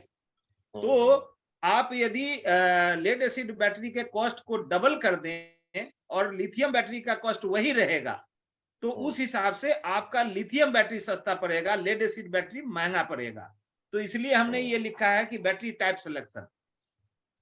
इसके बाद आ गए आप सिस्टम वोल्टेज सिलेक्शन टेक्निक। ये बहुत बार चर्चा हो चुकी है, इस पे थोड़ा सा मैं 1 मिनट का समय लूंगा कि हमें जनरेशन साइड और स्टोरेज साइड दोनों का सिस्टम वोल्टेज सेम रखना चाहिए। जैसे कभी कभी हम लोग क्या करते हैं कि 24 वोल्ट का इन्वर्टर लगाते हैं, 24 वोल्ट का पैनल लगाते हैं, और हम 12 वोल्ट का एक बैटरी लगा देते हैं।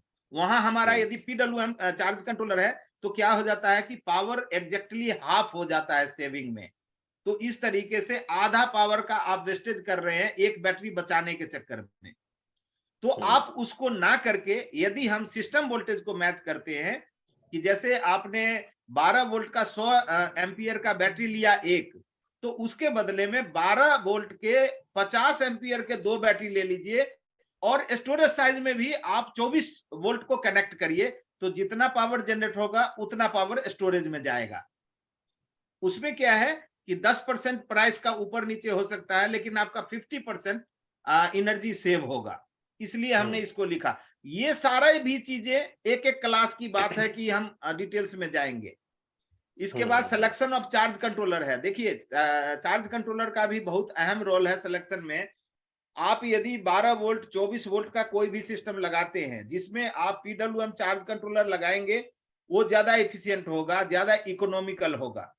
इसलिए होगा कि 12 वोल्ट और 24 वोल्ट के केस में जो VOC है आपके पैनल का, उसका डिफरेंस और जो सिस्टम वोल्टेज है उसका डिफरेंस बहुत कम होगा, तो इफिशियंसी भी कम होती है। यानी यदि आप MPPT सुन के और 12 वोल्ट पे जाते हैं कि हमारा 98% या 95% हमारा इफिशियंसी इनहांस हो जाएगा, ऐसा नहीं होता है। प्रैक्टिकली केवल 7% इफिशियंसी बढ़ती है, 6 से 7%। इसलिए और जो MPPT के का जो चार्जर होगा PWM के कंपैरिजन में वो 3 गुना रेट ज्यादा होता है। इसलिए आप सिस्टम को महंगा करेंगे और कुछ नहीं करेंगे। उससे अच्छा ये है कि आप 10% पैनल की कैपेसिटी को बढ़ा लीजिए, PWM यूज करिए। PWM काफी सस्ता होगा, आपका सिस्टम इकोनॉमिकल हो जाएगा। हाँ, ये बात जरूर है कि 48 एंड एबव में यदि जाएंगे, जैसे 48 वोल्ट का आपने सिस्टम वोल्टेज लिया, तो उस केस में क्या है कि आपका VOC 80 वोल्ट हो जाता है, यानी जो वोल्टेज का डिफरेंस है वो ज्यादा हो जाता है, तो उसकी इफिशियंसी एकदम ड्रास्टिकली इनहांस हो जाएगी, और उस केस में आपको इफिशियंसी मिलती है मोर देन 95%। तो वहां पे आपको MPPT लगाना चाहिए, PWM छोड़ के वहां पे आपको MPPT लगाना चाहिए। तो हमें ये भी देखना है कि PWM कहाँ लगाना है, MPPT कहाँ लगाना है, किस वोल्टेज को कहाँ ले रहे हैं, कौन सा सिस्टम हमको कैसे लेना है। इसके बाद है हमारा priority based system selection of inverter, PCU हमको वहीं लगाना है जहां पे लाइट नहीं जाती हो या लाइट 1-2 घंटे के लिए जाती हो। उससे क्या होगा कि हम मैक्सिमम चीजों को दिन दिन में ऑपरेट करेंगे, डायरेक्ट ऑनलाइन सोलर से चलाएंगे। उसके बाद जो सोलर एनर्जी स्टोरेज है बैटरी बैंक में, उसको दूसरे प्रायोरिटी पे लेंगे तो वो भी 5-7 घंटे चलेगा, और जब जरूरत पड़ेगी तब हम बिजली को लेंगे।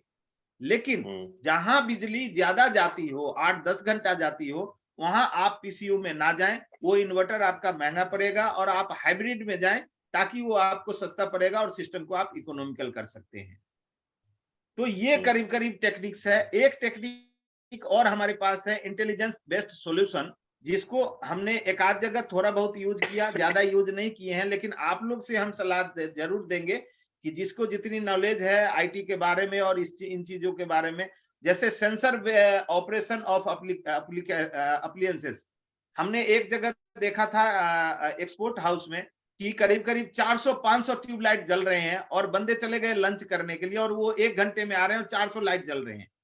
तो यदि हम सबके वहां पे सेंसर लगा दें, फेस सेंसर या जो भी है, हैंड सेंसर या जो भी चीज लगा सकते हैं, कि बंदे वहां से यदि निकल गए तो ट्यूबलाइट ऑटोमेटिक ऑफ हो जाए, तो 400 लाइट इंटू जो भी है 20 यदि गिनिए एक घंटे के लिए, तो 8 किलोवाट का एनर्जी वेस्टेज हो रहा है। तो उन चीजों को हम रोक सकते हैं, और ऐसे इंटेलिजेंटली और भी चीजों को कंसीडर करके और हम ऑफ ग्रिड सिस्टम को इकोनॉमिकल बना सकते हैं।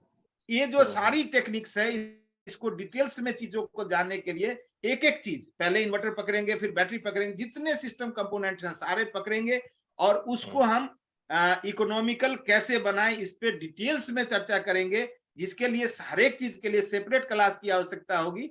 आप लोग का जब भी इंटरेस्ट बने, जैसे इंटरेस्ट बने, सब लोगों का डिमांड होगा, तो फिर हम आके और इसको बताते रहेंगे। आज के लिए तो हम समझते हैं कि इतना काफी है। अब हम शायद क्वेश्चन आंसर राउंड में जाने का प्रयास करेंगे। टाइम भी हमारा ये हो रहा है, हमें जल्दी नहीं है, लेकिन शायद आप लोगों को जल्दी हो सकती है। तो एक क्वेश्चन आंसर राउंड शुरू करते हैं। मैं थोड़ा सा इंटरप्ट करना चाहूंगा। जी, आज का बताएं, सेशन बहुत ही ज्यादा नॉलेजफुल था, बहुत ही नई चीजें हमको सीखने को मिली, और जी। कुछ नए बिजनेस आइडियाज भी मिल गए, लाइक रेट्रोफिटिंग वाला जो आइडिया था। उसके अलावा आई फील लाइक कि बहुत सी चीजें ऐसी है कि डिजाइनिंग के बाद भी कुछ सिलेक्शंस के लिए हमको नॉलेज होनी चाहिए, जिससे हम इसको और इकोनॉमिकल बना सकें, जिसके लिए कुछ जी। डेप्थ सेशन की हमको जरूरत पड़ेगी।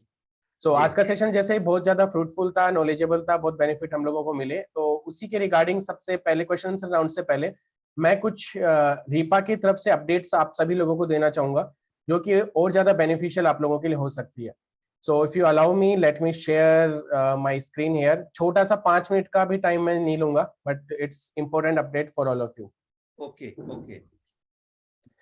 सो ये जो कंप्लीट अपडेट है, this is regarding upcoming new year 2023, और ये जो हमारा सेशन है, this is the last session जो आज हमने सेशन लिया, last session of the year 2022।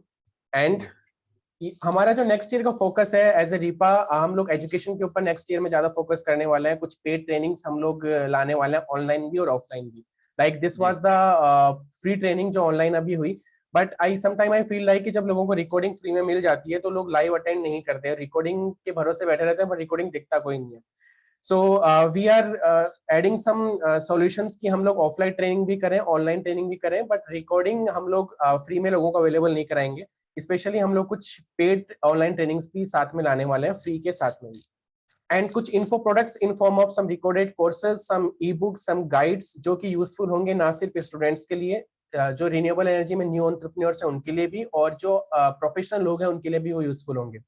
सो हमारा नेक्स्ट फोकस इस ईयर का है, next one is digital community हम लोग बनाना चाहते हैं लोगों की, because it is easier way कि हम लोग ज्यादा से ज्यादा लोगों की हेल्प कर सकें इन रिन्यूएबल एनर्जी इंडस्ट्री। तो उसमें ना सिर्फ ऑडियंस, जैसा कि आज बहुत सारे लोग ऑडियंस बनकर हैं, सिर्फ 1-2 लोग स्पीकर हैं, तो हम चाहते हैं कि कुछ स्पीकर इस इंडस्ट्री में खड़े हों, ताकि जो अच्छी नॉलेज एंड एजुकेशन हम लोग प्रोवाइड कर सकें।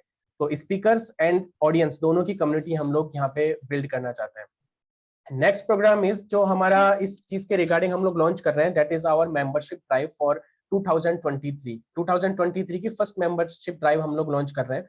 एंड विद दिस सेशन, और ये हमारे ईयर का लास्ट सेशन है, so as a new year offer मैं कुछ एक बहुत ही बड़ा डिस्काउंट यहाँ पे रीपा की तरफ से आप सभी लोगों को देने वाला हूँ, और एक मिनिमम अमाउंट में हम लोग अच्छी एजुकेशन प्रोवाइड करवाना चाहते हैं। बिकॉज एक चीज मैंने जो ऑब्जर्व करी है in field of education and training program, जहाँ नहीं लगता धन वहां नहीं लगता मन। तो ये जो छोटा सा अमाउंट है वो शायद आप लोग खर्च कर देते होंगे, एक मॉल में घूमने गए और एक पिज्जा बर्गर में भी हम लोग खर्च कर देते हैं। बहुत ही मिनिमम अमाउंट में ये चीज हम लोग लॉन्च कर रहे हैं, but before that I want to give you some benefits of this program, जो रीपा मेंबरशिप के बेनिफिट आप लोगों को हो सकता है। Number 1 is monetary benefits. जो रीपा के ऑनलाइन पेड प्रोग्राम्स है, पेड ट्रेनिंग्स है, जो इन्फो प्रोडक्ट्स हम लोग डिजाइन करेंगे, जो बाहर के लोगों के लिए एक मिनिमम अमाउंट की फीस में होगा, but for RIPA official members आप लोगों को इसका फ्री एक्सेस मिलेगा। सेकंड थिंग इज जो हमारे ऑफलाइन ट्रेनिंग्स प्रोग्राम्स होते हैं, लाइक ट्रेन द ट्रेनर्स, कुछ प्रोग्राम हमने पहले किए हैं नागपुर में, भोपाल में, तो वहां पे जो बाहर के लोगों के कंपैरिजन में, जो लोग मेंबर नहीं है, नॉन मेंबर्स के कंपैरिजन में ऑफिशियल मेंबर्स को एक ह्यूज डिस्काउंट मिलेगा। एंड कम्युनिटी सपोर्ट आप लोगों को मिलेगा। ये हमारे जो ग्रुप है रीपा का, वो ग्रुप ऑफ इंडस्ट्री एक्सपर्ट्स है। यहाँ पे डिफरेंट डिफरेंट लोकेशंस के different different industries, it means renewable energy के जो अलग अलग पार्ट्स है। तो बहुत सी बार ऐसा होता है, हम जब काम करते हैं तो एक बहुत बड़ा इश्यू आता है पेमेंट्स, कई बार हमारे साथ चीटिंग हो जाती है पेमेंट्स के लिए, उस टाइम पे हमको एक सपोर्ट की जरूरत होती है। सेकंड, कुछ बिजनेस रेफरल्स, कुछ कनेक्शंस हमारे होते हैं, तो बिजनेस करना बहुत ईजी हो जाता है। एंड नेक्स्ट बेनिफिट इज आपको ट्रस्टवर्दी बिजनेस कनेक्शंस यहाँ पे मिल सकते हैं, because we are a part of community. तो यहाँ पे आपको ट्रस्टवर्दी बिजनेस कनेक्शंस मिल सकते हैं, जहाँ पे आपको इन फ्यूचर चीटिंग जैसे चांसेस नहीं होंगे।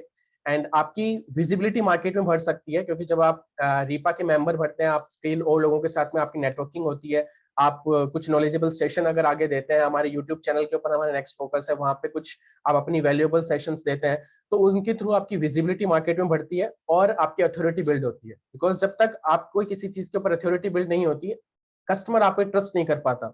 और एक एजुकेशनल मार्केटिंग जो अगर ऑटो प्रोसेस में चल सके थ्रू डिजिटल मीडियम, तो आपके लिए हमेशा इनडायरेक्टली आपके लिए मार्केटिंग का काम करते रहेगी। ओके, तो आपका जब कनेक्शन बढ़ेंगे, मार्केट में विजिबिलिटी बढ़ेगी, ऑब्वियसली आपका बिजनेस भी कहीं ना कहीं बूस्टअप होगा।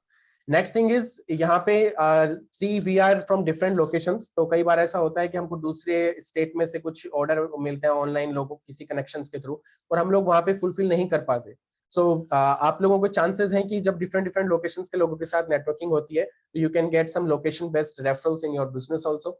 और आप रीपा के साथ में एज ए ट्रेनर भी काम कर सकते हैं। अपने लोकेशन पे आप रीपा के साथ में कुछ ट्रेनिंग प्रोग्राम्स भी ऑर्गेनाइज कर सकते हैं, तो आपको कहीं ना कहीं मॉनेटरी बेनिफिट्स और आपका बिजनेस बूस्टअप होने के चांसेस होते हैं। You can apply to work with us also. So ये जो मेंबरशिप प्रोग्राम है, जिसकी ज्वाइनिंग फीस, यदि आप हमारी वेबसाइट पे जाएंगे ripa.org/membership, तो वहां पे मेंबरशिप चार्ज है 1500 रुपीज। ओके, और हर साल इसको रिन्यू करना होता है in 500 rupees. But as a new year offer we are launching this with a special discount. जो ज्वाइनिंग फी है, जो 1500 है, उसको हमने वेव ऑफ कर दिया है, and the new charge is only 500 rupees. But ये जो ऑफर है, ये वैलिड है ओनली 31 दिसंबर को, और आपकी जो मेंबरशिप स्टार्ट होगी वो स्टार्ट होगी 1 जनवरी 2023 से 31 दिसंबर 2023 तक। उसके बाद में आपको ये रिन्यूअल चार्ज देना होगा। अगर आपको लगता है कि इट्स वर्थफुल, आपको कुछ बेनिफिट्स होते हैं 500 इन्वेस्ट करने के बाद में, अगर आपको इनडायरेक्टली अगर 2000 रुपीज का बेनिफिट हो जाता है, तो यू विल फील लाइक कि हाँ, कुछ ना कुछ हमको सीखने को भी मिला और कुछ हमारे बिजनेस को भी बूस्टअप मिले। So it's all about this. यदि आपको ये बेनिफिट अवेल करना है, ये स्पेशल डिस्काउंट अवेल करना है, तो लिमिटेड टाइम के लिए you have to go to this link. मैं आपको ये लिंक चैट बॉक्स में भी दे देता हूँ, ripa.ck.page। ये स्पेशल डिस्काउंट लिंक है, तो यदि आप इस लिंक पे जाएंगे तो आपको ये डिस्काउंट मिल सकता है। मैं आपको थोड़ा सा प्रोसेसिंग यहाँ पे बता देता हूँ कि ये चीज आपके लिए कैसे काम करेगी। लेट मी गिव यू, यदि आप इस लिंक पे जाएंगे, मैं आपको जस्ट ये लिंक कॉपी कर देता हूँ चैट बॉक्स में। आपको इस टाइप का ये पेज दिखेगा। ये पेज वैलिड है ओनली फॉर लिमिटेड डेज। आप इसमें देख सकते हैं, नीचे टाइमर है 6 days 22 आवर्स। और यहाँ पे जैसे आप अपनी डिटेल फिलअप करेंगे, see offered joining fees 500 rupees only, this is the last date.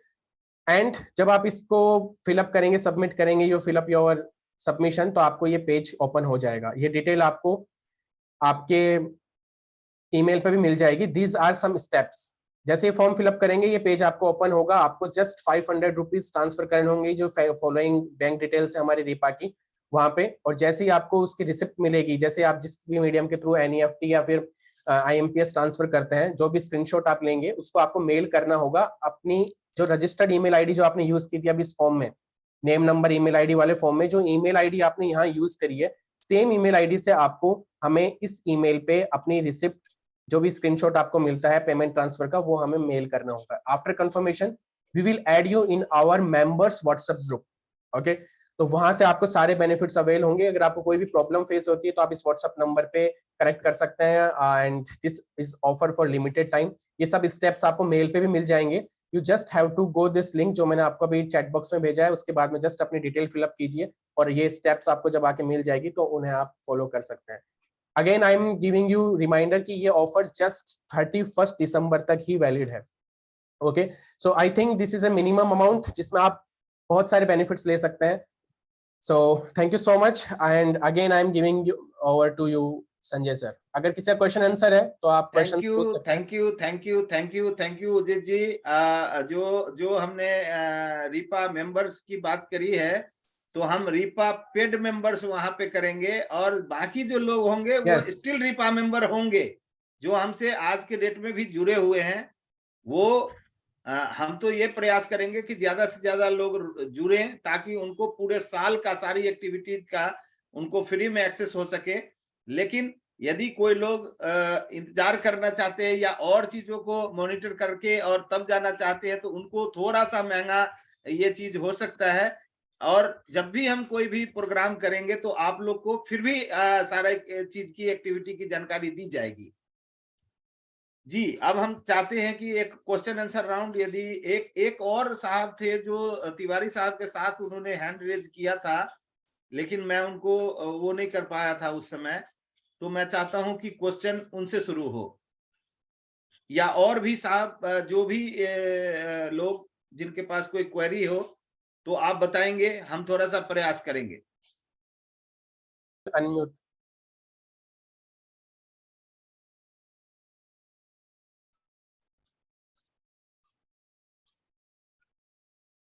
अभी तक चैट बॉक्स में कोई कुछ लिख रहे हैं, उसको जरा देखिएगा उदित जी।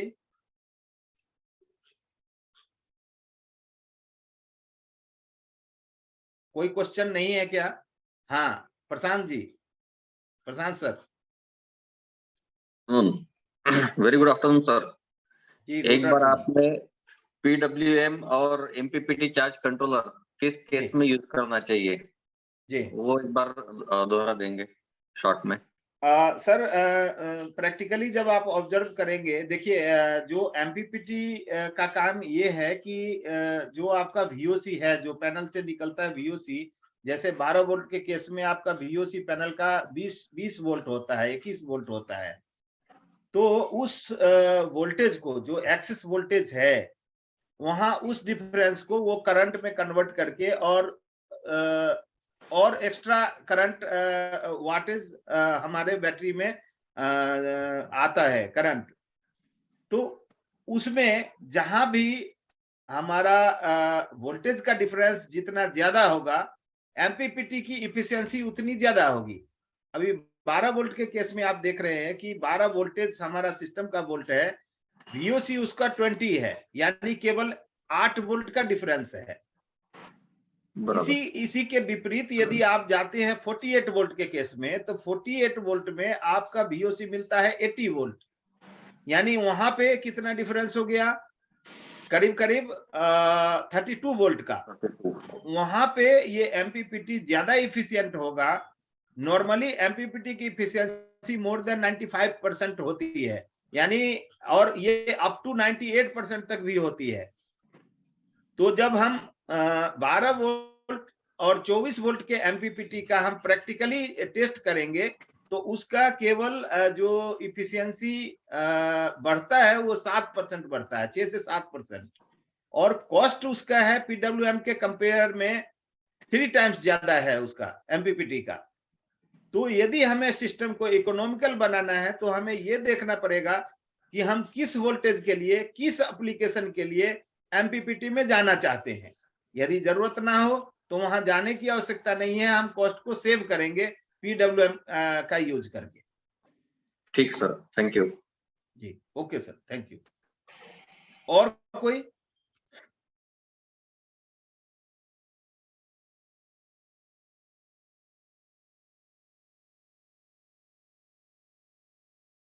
जी, आनंद साहब। सर मुझे 2 बात बोलनी।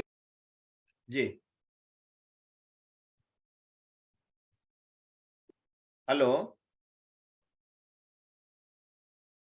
आपकी आवाज नहीं आ रही है।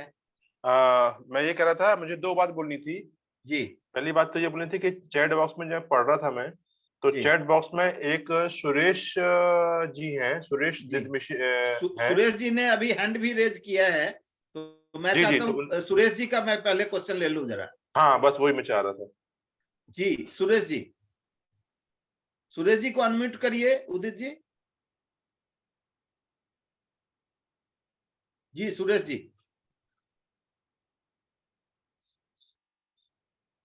हेलो उदित जी।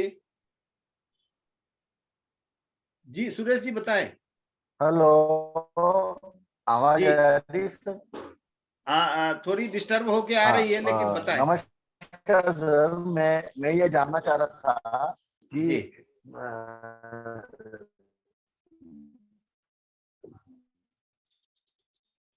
सर, आपकी आवाज क्लियर नहीं हो पा हाँ, रही है। मैं ये जी जानना चाह रहा था कि जैसे आपने ये केस स्टडी में डिजाइन किया है कि 1 किलोवाट का सोलर पैनल अगर लगता है। जी ओके।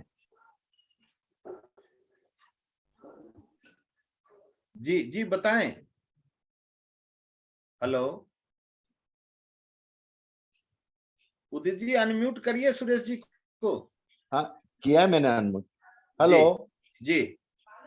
अभी आ रही है सर आवाज? हाँ अब आ रही है, अब आ रही है। सुरेश जी बताएं। मेरे 2 सवाल थे सर। ये जो इंस्टॉल कैपेसिटी जैसे आपने इनके केस स्टडी में निकाली आनंद साहब के 1.1 समथिंग लाइक 1.1 किलोवाट का पैनल, तो अगर वो डिमांड एकदम सडनली बढ़ जाता है तो उसको कैसे कोप अप किया जाता है? मतलब ये ऐसे केस में कि वो केस में थोड़ा जी हायर साइज पैनल लेना चाहिए, या जैसे आपने जी। एवरेज आउट किया है 4-5 आवर्स का, वही तरीका सही है? नहीं, उसके लिए दूसरा, हमें जी जी हाँ, जी जी, दूसरा क्वेश्चन बताएं सर। दूसरा सवाल भी पूछ लेता हूँ सर। जी, ये आपकी आवाज फिर नहीं आ रही है। हेलो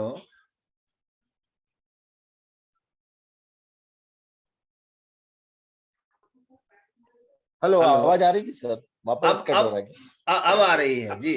हाँ, दूसरा सवाल ये है सर मेरा कि अभी जो जो लेटेस्ट जो स्टैंडर्ड या बेस्ट नॉर्म्स जो आ रहे हैं, ईसीबीसी के जो नॉर्म्स है जी बिल्डिंग के लिए, जी उन्होंने जो टारगेटेड जो रखा है सर, ईपीआई का जो वैल्यू रखा है 140 किलोवाट आवर पर स्क्वायर मीटर पर ईयर, तो ये इसको अचीव करने के लिए हम अगर सोलर पैनल लगाएंगे पर, तो वो इकोनॉमिकल होता है क्या? और उसका रिटर्न ऑफ इन्वेस्टमेंट है क्या? 3 साल में, 4 साल में पेबैक आता है क्या? ये मैं जानना चाह रहा था। जो सर आपका पहला क्वेश्चन है, उसके लिए तो ये है कि हम वहां पे हमें ये देखना होगा कि अब हमारे पास जो लोड है उसमें से कौन कौन सा लोड इंडक्टिव लोड है। जैसे आपने सेकंड टेबल देखा होगा कि हमने जो केस स्टडी लिया था कि 132 किलोवाट, 132 किलोवाट का उनका पर डे का लोड था, जो बढ़ के 153 किलोवाट का आ रहा था प्रैक्टिकल लोड, जो हमने मेजर किया था। तो हम ये हमेशा कोशिश करनी चाहिए कि हमें एक लोड को मेजर करनी चाहिए, और मैक्सिमम लोड जहां पे आता है उसके हिसाब से हमें पैनल या इन्वर्टर के कैपेसिटी को डिजाइन करना चाहिए, और उससे भी हमें 20% ज्यादा लेके चलना चाहिए, ताकि कभी ऐसा हुआ, कोई फ्लक्चुएशन आई या कोई अप्लायंसेस हमने रिपेयर कराया, उसका ज्यादा करंट लेना शुरू हो गया, तो उसके वजह से हमें इन्वर्टर को या चीजों को छेड़ना ना पड़े। तो फ्यूचर के एस्पेक्ट से आप देखेंगे तो उसको थोड़ा सा ज्यादा करके हमें करना चाहिए। जहां तक ये दूसरा आपका सवाल है, उसके लिए थोड़ा सा हमको वो करना पड़ेगा, एक कैलकुलेशन पूरा बिठा के चेक करना पड़ेगा कि जो आप कह रहे हैं वो बात हमारी इकोनॉमिकल फिजिबिलिटी में आती है कि नहीं। तो उसको हम शायद आप हमारा इस क्वेरी को मेल पे डाल देंगे, और हम जरूर उस मेल पे आपको रिवर्ट बैक करेंगे। Okay sir, thank you very जी मच। ओके, थैंक यू चलेगा, थैंक यू सर। जी। सुरेश साहब का हो गया है। अभी अरुण राधके साहब का माइक अनम्यूट करिए।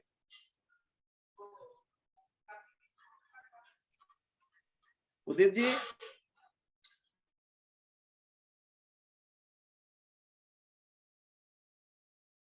हेलो। उदित जी। जब तक उदित जी करें तो मैं आप एक बोलना चाह रहा था। जी ये जो अपने सुरेश जी का केस था, सुरेश जी के जो 2 क्वेश्चन थे, जी उसमें पहला क्वेश्चन जो था वो उन्होंने जो पूछा, जी उसमें मैं थोड़ा सा कुछ ऐड करना चाहता हूँ। जी जैसे कि वो कह रहे थे कि यदि मान लो मेरे केस में उन्होंने आपने 1.15 किलोवाट का लोड लिया और जी मान लो सडन एकदम से रेज हो जाए, मान लो जी अपना डिमांड, जी। तो फिर पैनल पैनल कैसे कोप करेंगे हम? तो उन्होंने जब ये बात पूछी उनने, तो उन्होंने ये बात पूछी पैनल के कंटेक्स्ट में। सूरज जी, अच्छा। मैं आपको बता दूं, ये पैनल से इनका कोई डायरेक्ट लेना देना नहीं है आपके लोड एकदम से बढ़ने का, क्योंकि पैनल का काम सिर्फ क्या है, 4.5 या 5 घंटे जो भी अवेलेबल है सनशाइन, उसमें पावर लेके सन से और आपकी बैटरी को चार्ज करना है या लोड को चलाना है। लेकिन ये जो आपका एकदम से डिमांड बढ़ती है, उसका लेना देना 2 चीजों से जरूर है। एक तो आपके बैटरी से, और सबसे पहले आपके इन्वर्टर से। क्योंकि आपका यदि मान लो लोड बढ़ता है अप्लायंसेस का, तो उसका पहला इफेक्ट काय पे जाएगा? सबसे पहला इफेक्ट इन्वर्टर पे जाएगा। तो आपने देखा होगा कि हम जब बात करते करते जा रहे थे, तो जो 1.25 किलोवाट का हमने वो देखा था, कैपेसिटी देखा था रेटेड वाली, वो 1.52 थी, और उस पे हमने जब 20% ऐड किया था तो 1.8 हुई, वो 1.9 हुई। और इन्वर्टर अपन ने जो निकाला 2 किलोवाट का, उसका पावर फैक्टर लिया हमने, क्योंकि किलोवाट और केवीए में जो 0.8 का फर्क होता है पावर फैक्टर में, तो वो 2.5 केवीए हो गया। और उस पे भी हमने फिर 90% कैपेसिटी ऐड करने के हिसाब से, और उसको अपन ने 3 किलोवाट किया, लगभग 2.75 या 3 किलोवाट। तो हम भले 1.15 किलोवाट का लोड चला रहे हैं, लेकिन हम इन्वर्टर ले रहे हैं 3 किलोवाट का, बिल्कुल बिल्कुल या 3 केवीए का। बिल्कुल। तो ये जो आपका पहला क्वेश्चन है, उसका आंसर ये हो गया कि आपका कितना भी लोड बढ़ जाए, सडन डिमांड कितनी भी बढ़ जाए, आपके इन्वर्टर में कोई भी फॉल्ट नहीं आएगा। क्यों नहीं आएगा? क्योंकि हमने इन्वर्टर ऑलरेडी लगभग 3 गुना लिया हुआ है। ठीक है। और दूसरी बात, दूसरा जो क्वेश्चन था उसमें मैं थोड़ा सा ऐड करना चाहूंगा, हालांकि आपने जो बता दिया कि वो डिटेल कैलकुलेशन होता है, फिर भी एक रफ आइडिया यदि आपको चाहिए होगा, तो एक ऑन-ग्रिड सिस्टम जो होता है, ऑन-ग्रिड सिस्टम की लागत जो है लगभग 4.5 साल 5 साल में वसूल हो जाती है।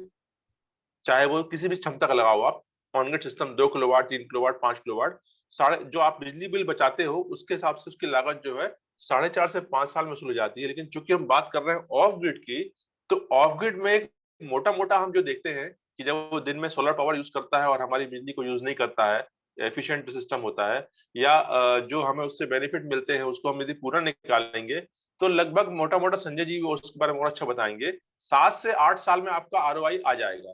क्योंकि आपके जो पैनल है वो तो 25 साल चलेंगे। हाँ, ये जरूर है कि आपकी बैटरी आपको 6 साल में, 5 साल में, 6 साल में या 7 साल में रिप्लेस करनी पड़ेगी। यदि लिथियम आयन में है तो 10 साल में रिप्लेस करनी पड़ेगी। लेकिन जो मोटा मोटा जो आपका वो है, क्या कहते हैं, आरओआई, वो लगभग 7 से 8 साल में आएगा। तो ऐसा हाँ, मैं समझ रहा हूँ शायद उनके आंसर भी लेकिन मैं यहाँ पे थोड़ा रोकना चाहूंगा जी। सबसे पहले हमने इसलिए बोला था कि हम डिटेल्स में इसको कैलकुलेट करके बताएंगे। उसका कारण ये है कि आपको ये सेलेक्ट करना पड़ेगा जगह के हिसाब से, वोल्टेज फ्लक्चुएशन के हिसाब से, कि आपको ऑफ ग्रिड सिस्टम में कहा जाना है और ग्रिड टाई सिस्टम में कहा जाना है। एक वाकया है आपके मध्य प्रदेश का ही, आनंद साहब, जहां पे ऑफ ग्रिड सिस्टम को छोड़ के एक सज्जन ने टाई ग्रिड सिस्टम लगाया। उसका कारण ये था कि उनका होटल है और होटल में कस्टमर सिर्फ जाड़ों के समय में आते हैं। ये खजुराहो और पन्ना के आसपास की बात है। वहां पे जब उन्होंने ग्रिड टाई सिस्टम लगाया, तो चूंकि वोल्टेज इतना फ्लक्चुएट हो रहा था कि वो उनका कभी भी पूरा एनर्जी ग्रिड में जा ही नहीं पा रहा था। मतलब आप ये समझिए कि घंटे में 40 मिनट का पावर वेस्टेज जाता था, और वो तंग आके फिर से ऑफ ग्रिड सिस्टम में आए। यदि ऐसा होता है तो आपका ऑफ ग्रिड सिस्टम का जो इकोनॉमी मीट करता है, वो 4 से 5 साल में आपका कॉस्ट रिकवर हो जाता है। तो सबसे पहले आपको देखनी पड़ेगी कि हमें टाई ग्रिड कहाँ लगाना है, ऑफ ग्रिड कहाँ लगाना है। और आप जिस लोकेशन से भी बोल रहे होंगे, आप एक लोकेशन बताएंगे, आप लाइट का, पावर का अवेलेबिलिटी बताएंगे, वोल्टेज का फ्लक्चुएशन बताएंगे, उसके हिसाब से वो जस्टिफाई करना पड़ेगा कि आपको ग्रिड टाइम में जाना चाहिए, ऑफ ग्रिड में जाना चाहिए। ये दोनों 2 कॉन्सेप्ट है। Okay, sir, we have next question now. From hello sir, this is Dharmendra Sanghvi. मुझे मेरे को 3 क्वेरीज थी बेसिकली। हमारा एक साइट है जहां हम लोग ने 12.5 kVA का मशीन पीसीयू लगाया है, हाइब्रिड मशीन है ये। इसमें हमने 45 पैनल्स लगाए हैं, 330 वाट के पैनल्स है सर ओवरऑल। तो अभी और इसमें ये 10 बैटरी का सिस्टम है, मतलब 120 वोल्ट सिस्टम है, तो हमने 80 एम्प्स की 10 बैटरी लगाई हुई है इसमें। तो जी, तो अभी इसमें हमको अभी जब भी हमने ये बैटरी जो है वो रिसेंट रिप्लेस करी हुई है हमने, तो इसमें हमें एक इश्यू आ रहा था। पहले जो यूनिट्स जनरेट हो रहा था वो एक अप्रोक्सीमेटली 800 to 900 यूनिट जनरेट हो रहा था ये सिस्टम पे हमको ओवरऑल, जो मेरे हिसाब से टेक्निकली कम है ओवरऑल। जो हम लोग ने वोटेज पैनल्स का यूज किए हैं 45 पैनल, जिसमें से 42 एक्टिव है, 3 स्पेयर में है अभी फिलहाल। तो उसके हिसाब से मेरे को यूनिट जनरेशन कम लग रहा था। सेकेंडली, ये बैटरी चेंज करने के बाद हमको एक टिपिकल प्रॉब्लम आया है कि हमारा जो यूनिट जनरेशन है आधा हो गया है, 400 यूनिट 450 यूनिट ही आ रहा है एक तरीके से। तो अभी हमने पेरेंट कंपनी जो मशीन की है, लुमिनस का है ये मशीन, तो उन्होंने कुछ ऐसा अलग सजेशन दिया है, अलग उन्होंने ये प्रॉब्लम बताया है कि ये जो कम आधा जनरेशन हो गया है यूनिट का, that is because of the less capacity of the battery. 80 ampere ही लगाया है, वो हमें रिकमेंड कर रहे हैं 150 एम्पियर की ये लगाओ, जो मेरे हिसाब से कुछ सही नहीं है कि बैटरी का मेरे हिसाब से यूनिट जनरेशन के साथ कोई लेना देना नहीं होना चाहिए। तो क्या है आपके हिसाब से? हाँ, उसमें ये है सर कि एक हमने तो कैजुअली पॉइंट लिया था कि चार्ज कंट्रोलर का सिलेक्शन, चार्ज कंट्रोलर के सिलेक्शन में हम लोग नहीं आते हैं, चीजों में नहीं आते हैं कि चार्ज कंट्रोलर तो कोई बात नहीं जी, ये लुमिनस ने पीसीयू दिया है तो सुटेबल दिया होगा। अब आप ये देखिए कि चार्ज कंट्रोलर जो बड़ी बड़ी कंपनियां हैं वो क्या करती है कि पैनल के हिसाब से कंट्रोलर नहीं लगाती है। वो क्या करती है कि उनका एक स्टैंडर्ड नॉर्म है कि वो 80 एम्पियर का या 40 एम्पियर का या 60 एम्पियर का, उसमें आप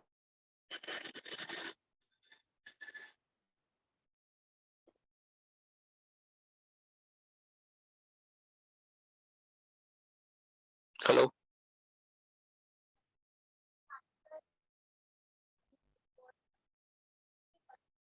का लगा हुआ है। दूसरी बात कि बैटरी,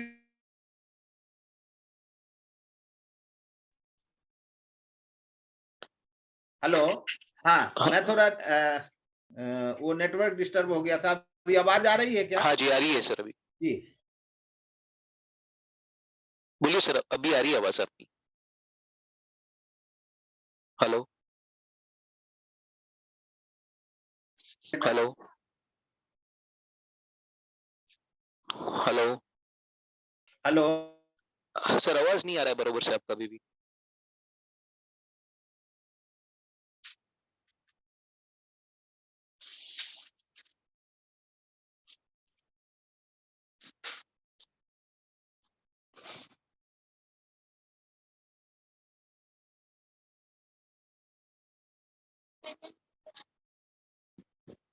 हेलो, हाँ सर, आ रहा है, बोलिए। हाँ मैं ये कह रहा हूं कि आपने यहाँ पे कौन सी, हेलो, हाँ बोलिए सर। आपने, हेलो सर माइक ऑफ है आपका, संजय जी माइक ऑफ है आपका। अब आवाज आ रही है हाँ क्या? अब आ रही है, अब परफेक्ट आ रही है। हाँ, मैं ये कह रहा हूँ कि जो आपने बैटरी लगाई है वो लेड एसिड बैटरी है आपकी? लेड एसिड है सर। हाँ, और तो एक चीज और नोट करना मैं बताना चाहूंगा, ये पहले जो बैटरीज लगी थी ना वो भी 80 एम्प्स की ही थी, तो हमने तो खाली रिप्लेस सेम कैपेसिटी के साथ किया है, तो पहले 900 यूनिट हो रहा जी। नहीं तो ऐसा नहीं होगा, फिर कहीं ना कहीं सिस्टम में प्रॉब्लम है, जिसको एक बार चेक करने से देखना पड़ेगा कि कहाँ पे आप उसके लिए, आपके लिए सॉल्यूशन ये है कि आप हर एक पैनल को एक बार खोल के सारे पैनल का वोल्टेज को चेक करिए। बिल्कुल, कहीं ना कहीं कोई वोल्टेज वो जो है वो कम दे रहा होगा, या कोई पैनल से कोई प्रॉब्लम होगी, कहीं कोई कनेक्शन में दिक्कत होगी, या आप ये करें कि बैटरी के टर्मिनल पे जो पैनल से वायर आ रहे हैं उसको खोल के आप VOC को चेक करिए। ओके, एक तकलीफ ये हो सकती है। दूसरी चीज ये है कि आपका जो चार्ज कंट्रोलर का रेटिंग है वो आप हमें बताइए। तीसरा ये है कि जो ये आपने सारा चीज स्पेसिफिकेशन बताया, इसको आप मेल में डाल दीजिए या हमारे प्राइवेट उसमें व्हाट्सएप नंबर में डाल दीजिए, तो मैं आपको बता दूंगा कि ये दिक्कत कहाँ से हो रही है। आप किस जगह से बोल रहे हैं सर? मुंबई से सर। मुंबई से बोल रहे हैं। आपका सोल्यूशन हो जाएगा और विद इन ए वीक हो जाएगा। और यहाँ पे कोई बैटरी जब आपने सेम कैपेसिटी से रिप्लेस करी, तो इतना तो थोड़ा बहुत हम लोग भी पढ़े लिखे हैं कि हम दूसरे की बात को नहीं मानेंगे कि भाई जब हमने सेम कैपेसिटी से रिप्लेस किया और सेम हमारा पैनल है, सब कुछ सेम है, तो 50% क्यों हो जाएगा? ये नहीं हो सकता, ये नहीं हो सकता। और within a week time ये प्रॉब्लम आपका हम सॉल्व करेंगे। जी जी जी। और ये सिमिलर हमारे ऐसे दूसरे साइट्स हैं जहां हम लोग ने मतलब छोटे मशीन्स भी लगाए हैं। 1100 VA का मशीन है, कहीं कहीं जैसे आपने बोला 2500 VA का मशीन है। तो इसमें सर हम एक चीज देख रहे हैं कि मतलब इसमें खाली पैनल है, MCB है, मशीन है और बैटरी है, ये 4 चीज मेन है और ऑब्वियसली वायरिंग है। लेकिन इसके अलावा सर हमें मेंटेनेंस की बहुत तकलीफ हो रही है। मतलब रेगुलर कस्टमर्स का फोन आ रहा है, कभी कुछ ये प्रॉब्लम हो रहा है, कभी कुछ दूसरा प्रॉब्लम हो रहा है, तीसरा प्रॉब्लम हो रहा है। तो ये क्या है, पहली चीज तो कस्टमर अनअवेयर है। So if he is facing एक माइन्यूट प्रॉब्लम भी उसको आ रहा है, तो कंटिन्यूसली हमें ये मतलब ऑफ ग्रिड का हमें ये प्रॉब्लम दिख रहा है कि भाई मेंटेनेंस बहुत मांगता है, जबकि ऑन ग्रिड में एक बार लगा दिया, बाद में जनरली इतना देखना नहीं पड़ रहा है एक तरीके से। हाँ सर, उसका सोल्यूशन मैं आपको बताऊं। वो प्रॉब्लम यहाँ पे आ रही है कि इसमें इलेक्ट्रॉनिक्स का जितना भी प्रॉब्लम आ रहा है, इलेक्ट्रॉनिक्स का आप ये देखेंगे, सोलर पैनल नॉर्मली कुछ नहीं होता, बैटरी में नॉर्मली कुछ नहीं होता, हार्डवेयर तो कुछ होना ही नहीं है। मेन पार्ट इलेक्ट्रॉनिक्स का है। और इलेक्ट्रॉनिक्स को सस्ता करने के चक्कर में अभी आप देख लीजिए कि हम लोग जैसे कॉपर से मैक्सिमम कंपनियां आप एल्युमिनियम पे आ गई, तो आपको इफिशियंसी कैसे दे पाएंगे हम? इसके अलावे जो मेंटेनेंस की जहां तक बात है, सस्ता करने के चक्कर में कंपोनेंट्स को इतने सस्ता कर दिए। आपको एक मैं सिंपल सा एग्जांपल देता हूं कि 12,000 रुपए का स्ट्रीट लाइट का है सर, टोटल सेट 12,000 रुपए का जी। अब आप उसमें देखिए कि पैनल में आप पैसा कहीं कटौती नहीं कर रहे हैं, बैटरी में आप कटौती नहीं कर रहे हैं, हार्डवेयर में कटौती नहीं कर रहे हैं। जो लुमिनरी हम या कोई भी कंपनियां लुमिनरी बना के देती है 15 वाट का, जिसका कॉस्ट हार्डली 1500 रुपए है, उसको लोग बोलता है कि ये लुमिनरी तो 900 रुपए में अवेलेबल है। अब आप स्ट्रीट लाइट के केस में देखेंगे कि किसी चीज में प्रॉब्लम नहीं आपको आएगी, केवल लुमिनर में प्रॉब्लम आएगी। अब आप ये देखिए कि 12,000 के कंपेयर में जो आपका लुमिनरी का कॉस्ट 1500 रुपए है, यानी वो करीब करीब कितना परसेंटेज हुआ? 1% या 2% मैं मान के चल रहा हूं जी। उस परसेंटेज के चक्कर में सारे सिस्टम को लोगों ने बर्बाद कर रखा है। और यही वजह है कि ऑफ ग्रिड में कोई मेंटेनेंस नहीं है। मैं आपको बता सकता हूं, सिर्फ मेंटेनेंस ये है कि पैनल को आपको रेगुलरली साफ करना है, जो टाई ग्रिड में भी होता है। और कहीं से इलेक्ट्रॉनिक्स में कोई प्रॉब्लम नहीं आएगी यदि आपने अच्छा कंपोनेंट लगाया है, कट ऑफ लगाया है, प्रोटेक्शंस लगाए हैं, तो कहीं कोई दिक्कत नहीं आएगी, ये आपको मैं भरोसा देता हूं। जी जी जी सर। और कुछ जगह पे हमारे इधर कुछ रॉ हाउसेस है जहां बेसिकली 3 BHK 4 BHK वाले ये रॉ हाउसेस है।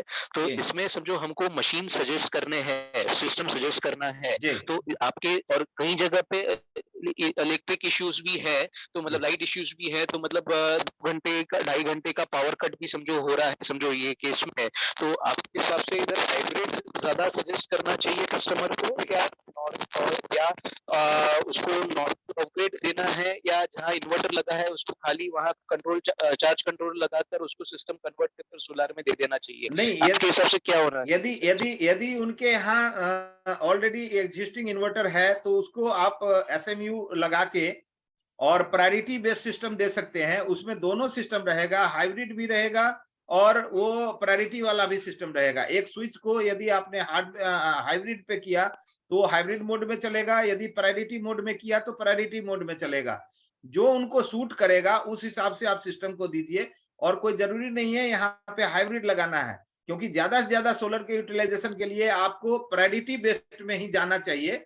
और इसका भी जो सोल्यूशन है, आप हमारा नंबर नोट कर लीजिए और आप हमको व्हाट्सएप करिए और ये सारा सोल्यूशन करके मैं दूंगा आपको,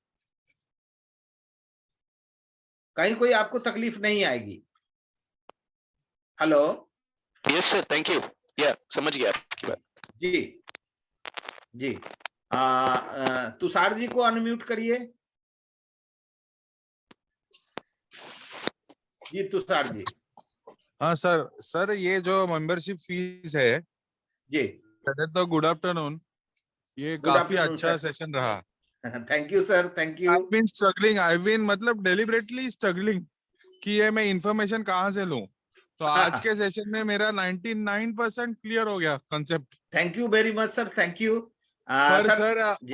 और एक छोटा सा query, sorry to interrupt you. जी ये एक्चुअली आई एम थोड़ा सा डिसेबिलिटी है मेरे को, जी तो ये जो अभी मेंबरशिप का है जी वहां पे you please make available all this excel documents also, okay क्योंकि आपने जो एक्सप्लेन किया काफी बढ़िया तरीके से एक्सप्लेन किया, जी। तो it helps to gather that knowledge. हाँ और एक सर बात, जी, वो जीपे लिंक डायरेक्ट क्लिक ये नहीं हो रही है, कनेक्ट नहीं हो रही है। कोई बात नहीं सर, आप उसको ट्रांसफर भी कर सकते हैं। हाँ, जो हमने बैंक डिटेल्स दिया है उसके हिसाब से। तो और मैं हम व्हाट्सएप पे पिंग करता हूँ आपको, मुझे जीपे लिंक दीजिए, ठीक है तो सर, मैं तुरंत मेंबर होके क्लोज होना चाहता हूँ। कोई दिक्कत नहीं सर, कोई दिक्कत नहीं, आप करिए। और इवन जो हमारा जहाँ पे आप ग्रुप में जुड़ गए हैं, कोई तकलीफ यदि कोई दिक्कत होती है तो वहां पे आप चैट में लिखिए कि क्या तकलीफ हो रही है, तो हम उसको दूर करेंगे। नहीं तकलीफ नहीं, अभी सॉरी टू इंटरप्ट यू, अभी अपकमिंग एक प्रोजेक्ट है मेरे पास जी जो मैरिज हॉल है, 12 kVA का लोड है जी even that owner is ready to invest. मेरी बात भी हुई थी मैडम से जी लास्ट वीक, जी तो उन्होंने 534 वाट पावर के सोलर पैनल बोले थे, कुछ 42, जी तो 12 kV का लोड कवर कब कर लेंगे। उन्होंने नए इन्वर्टर एसी भी डाले हैं ब्लू स्टार से, जी तो उसी का पूरा तामझाम मतलब सॉरी प्रोजेक्ट का टैबुलेशन करने के चक्कर में हो। तो आज का जो एक्सेल शीट अगर आप शेयर करते हैं जी, तो it will help me to close that project. आप सर इसके अलावे एक चीज और कर सकते हैं, जो हमने हाँ एक सर, टेबल बनाई थी, आपको दिखाई थी। आप हाँ कस्टमर का लोड, उनका कैपेसिटी और वर्किंग आवर, ये आप हमको दें, आपको हम हाँ, पूरा प्रोजेक्ट डिजाइन करके और इकोनॉमी बना के आपको दे देंगे। चलेगा सर। तब तक तो उसके पहले मुझे member as a member add करिए। Thank you sir. अब आप मेंबर बनने के लिए आपका बहुत बहुत धन्यवाद। नहीं और सर आप इतना आप बड़ा कहाँ से? नॉलेज दे रहे हैं, I been struggling to get the knowledge of solar. Sir actually जो ये मैं जो चीजें करने का प्रयास कर रहा हूँ, ये हमारा एक प्रैक्टिकल फील्ड से लिया गया एक्सपीरियंस है, क्योंकि हम लोग सिर्फ और सिर्फ ऑफ ग्रिड में काम कर रहे हैं पिछले 25 सालों से। सर मैं my profession I am audio engineer. Okay, any system related to audio, flying array रहा, आपका हरियाणा में डेरा सच्चा सौदा है ना, जी बाबा राम रहीम जी इंसान, जी जी जी जी, वो जो सिस्टम पे काम करते हैं, it is world top most system, तो वो मैंने इंस्टॉल करा है। ओ वाह, thank you, good. RCF TT plus 55, 24 tops 24 base, करीब 4.5 करोड़ की सिस्टम थी। वाह वाह। तो तुषार जी आप कहाँ से बोल रहे हैं? तुषार जी मुंबई थाने से सर ऑडियो में कुछ भी हेल्प पड़ी तो पिंग करिएगा। बिल्कुल करूंगा। और ऑफ ग्रिड से रिलेटेड कोई भी क्वेरी हो, कहीं फील्ड से भी हो, तो आप हमें लाइन पे ले सकते हैं, हम कस्टमर के प्रॉब्लम को जरूर दूर करेंगे और आपको कहीं कठिनाई नहीं होगी। आप ऑफ ग्रिड पे जाइए, एकदम आंख बंद करके जाइए। राइट सर जी विक्रांत मुझे साहब, मेंबर ऐड करिए पहले, बिल्कुल बिल्कुल करता हूं सर, ताकि हम एकदम हक से आपको सताएंगे। आपके पास हमारा नंबर होगा हाँ जी, 9818879388, बाद में मैं स्क्रीन पे डालूंगा, हाँ तो आप वो कर सकते हैं, या मेरा नंबर आप उस पे मेल में डाल के ले सकते हैं, हाँ जी, या हमारे जो वेबसाइट है वहां पे जाके ले सकते हैं। चलेगा सर। हाँ, तो उसमें आप डालिए और सारा समस्या का आपका समाधान होगा। और आज ही नहीं, कभी भी आपको कभी भी कोई जरूरत पड़े तुरंत फोन करिएगा। और इस प्रोजेक्ट को मैं डिजाइन करके देता हूं, आपको इकोनॉमिकल बना के, और आपको ऑर्डर दिलवा के देता हूं इसका। Right sir, please with your blessings. Okay, thank you. Vikrant mute करिए, विक्रांत साहब। नमस्कार सभी को। नमस्कार सर। अच्छा, मैं थोड़ा सा आपको बस एक नॉलेज जो मेरे पास है वो बताना चाह रहा था। जी सर। सब कुछ तो ठीक है। जी। एक है ना, अभी कोई क्वेश्चन था उसमें ये था कि भाई आप लोग इन्वर्टर का डिस्कस कर रहे थे वी और किलो केवीए से। जी। किलोवाट, ठीक है ना।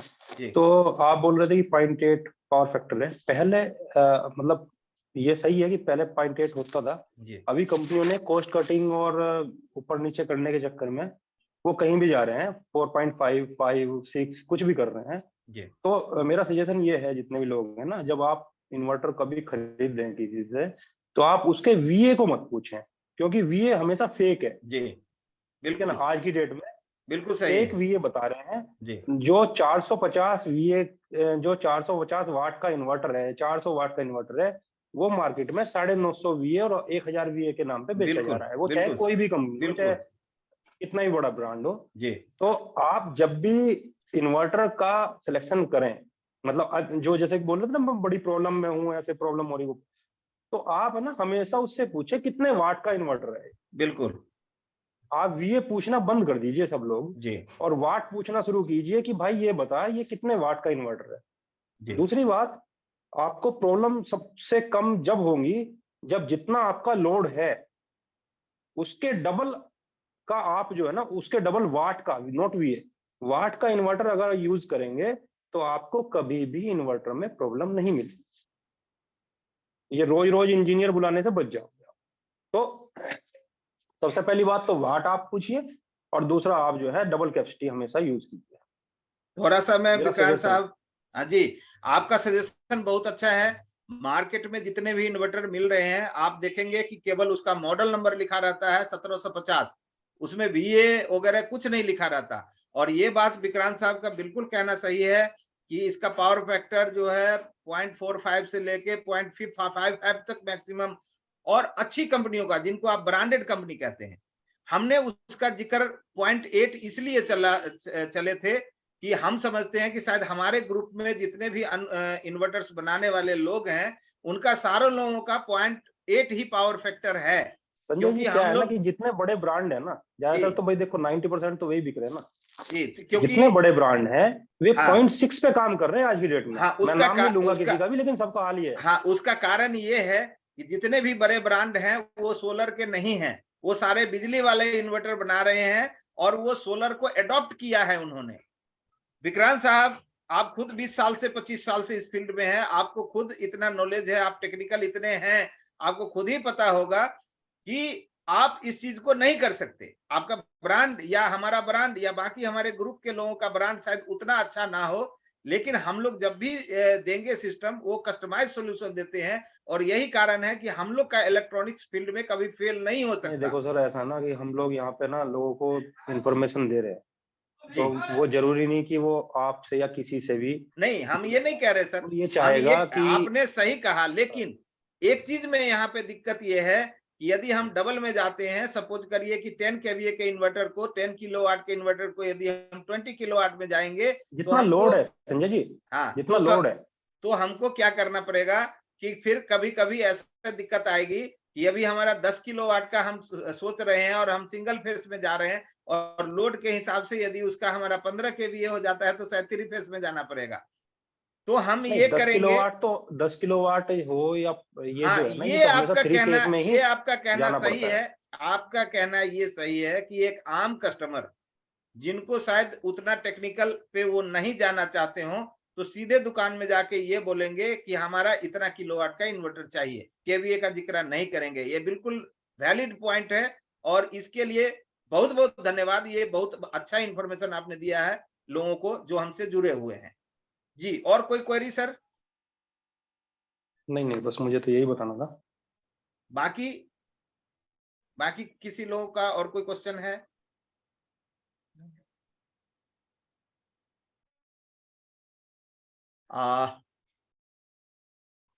उदित जी, उदित जी,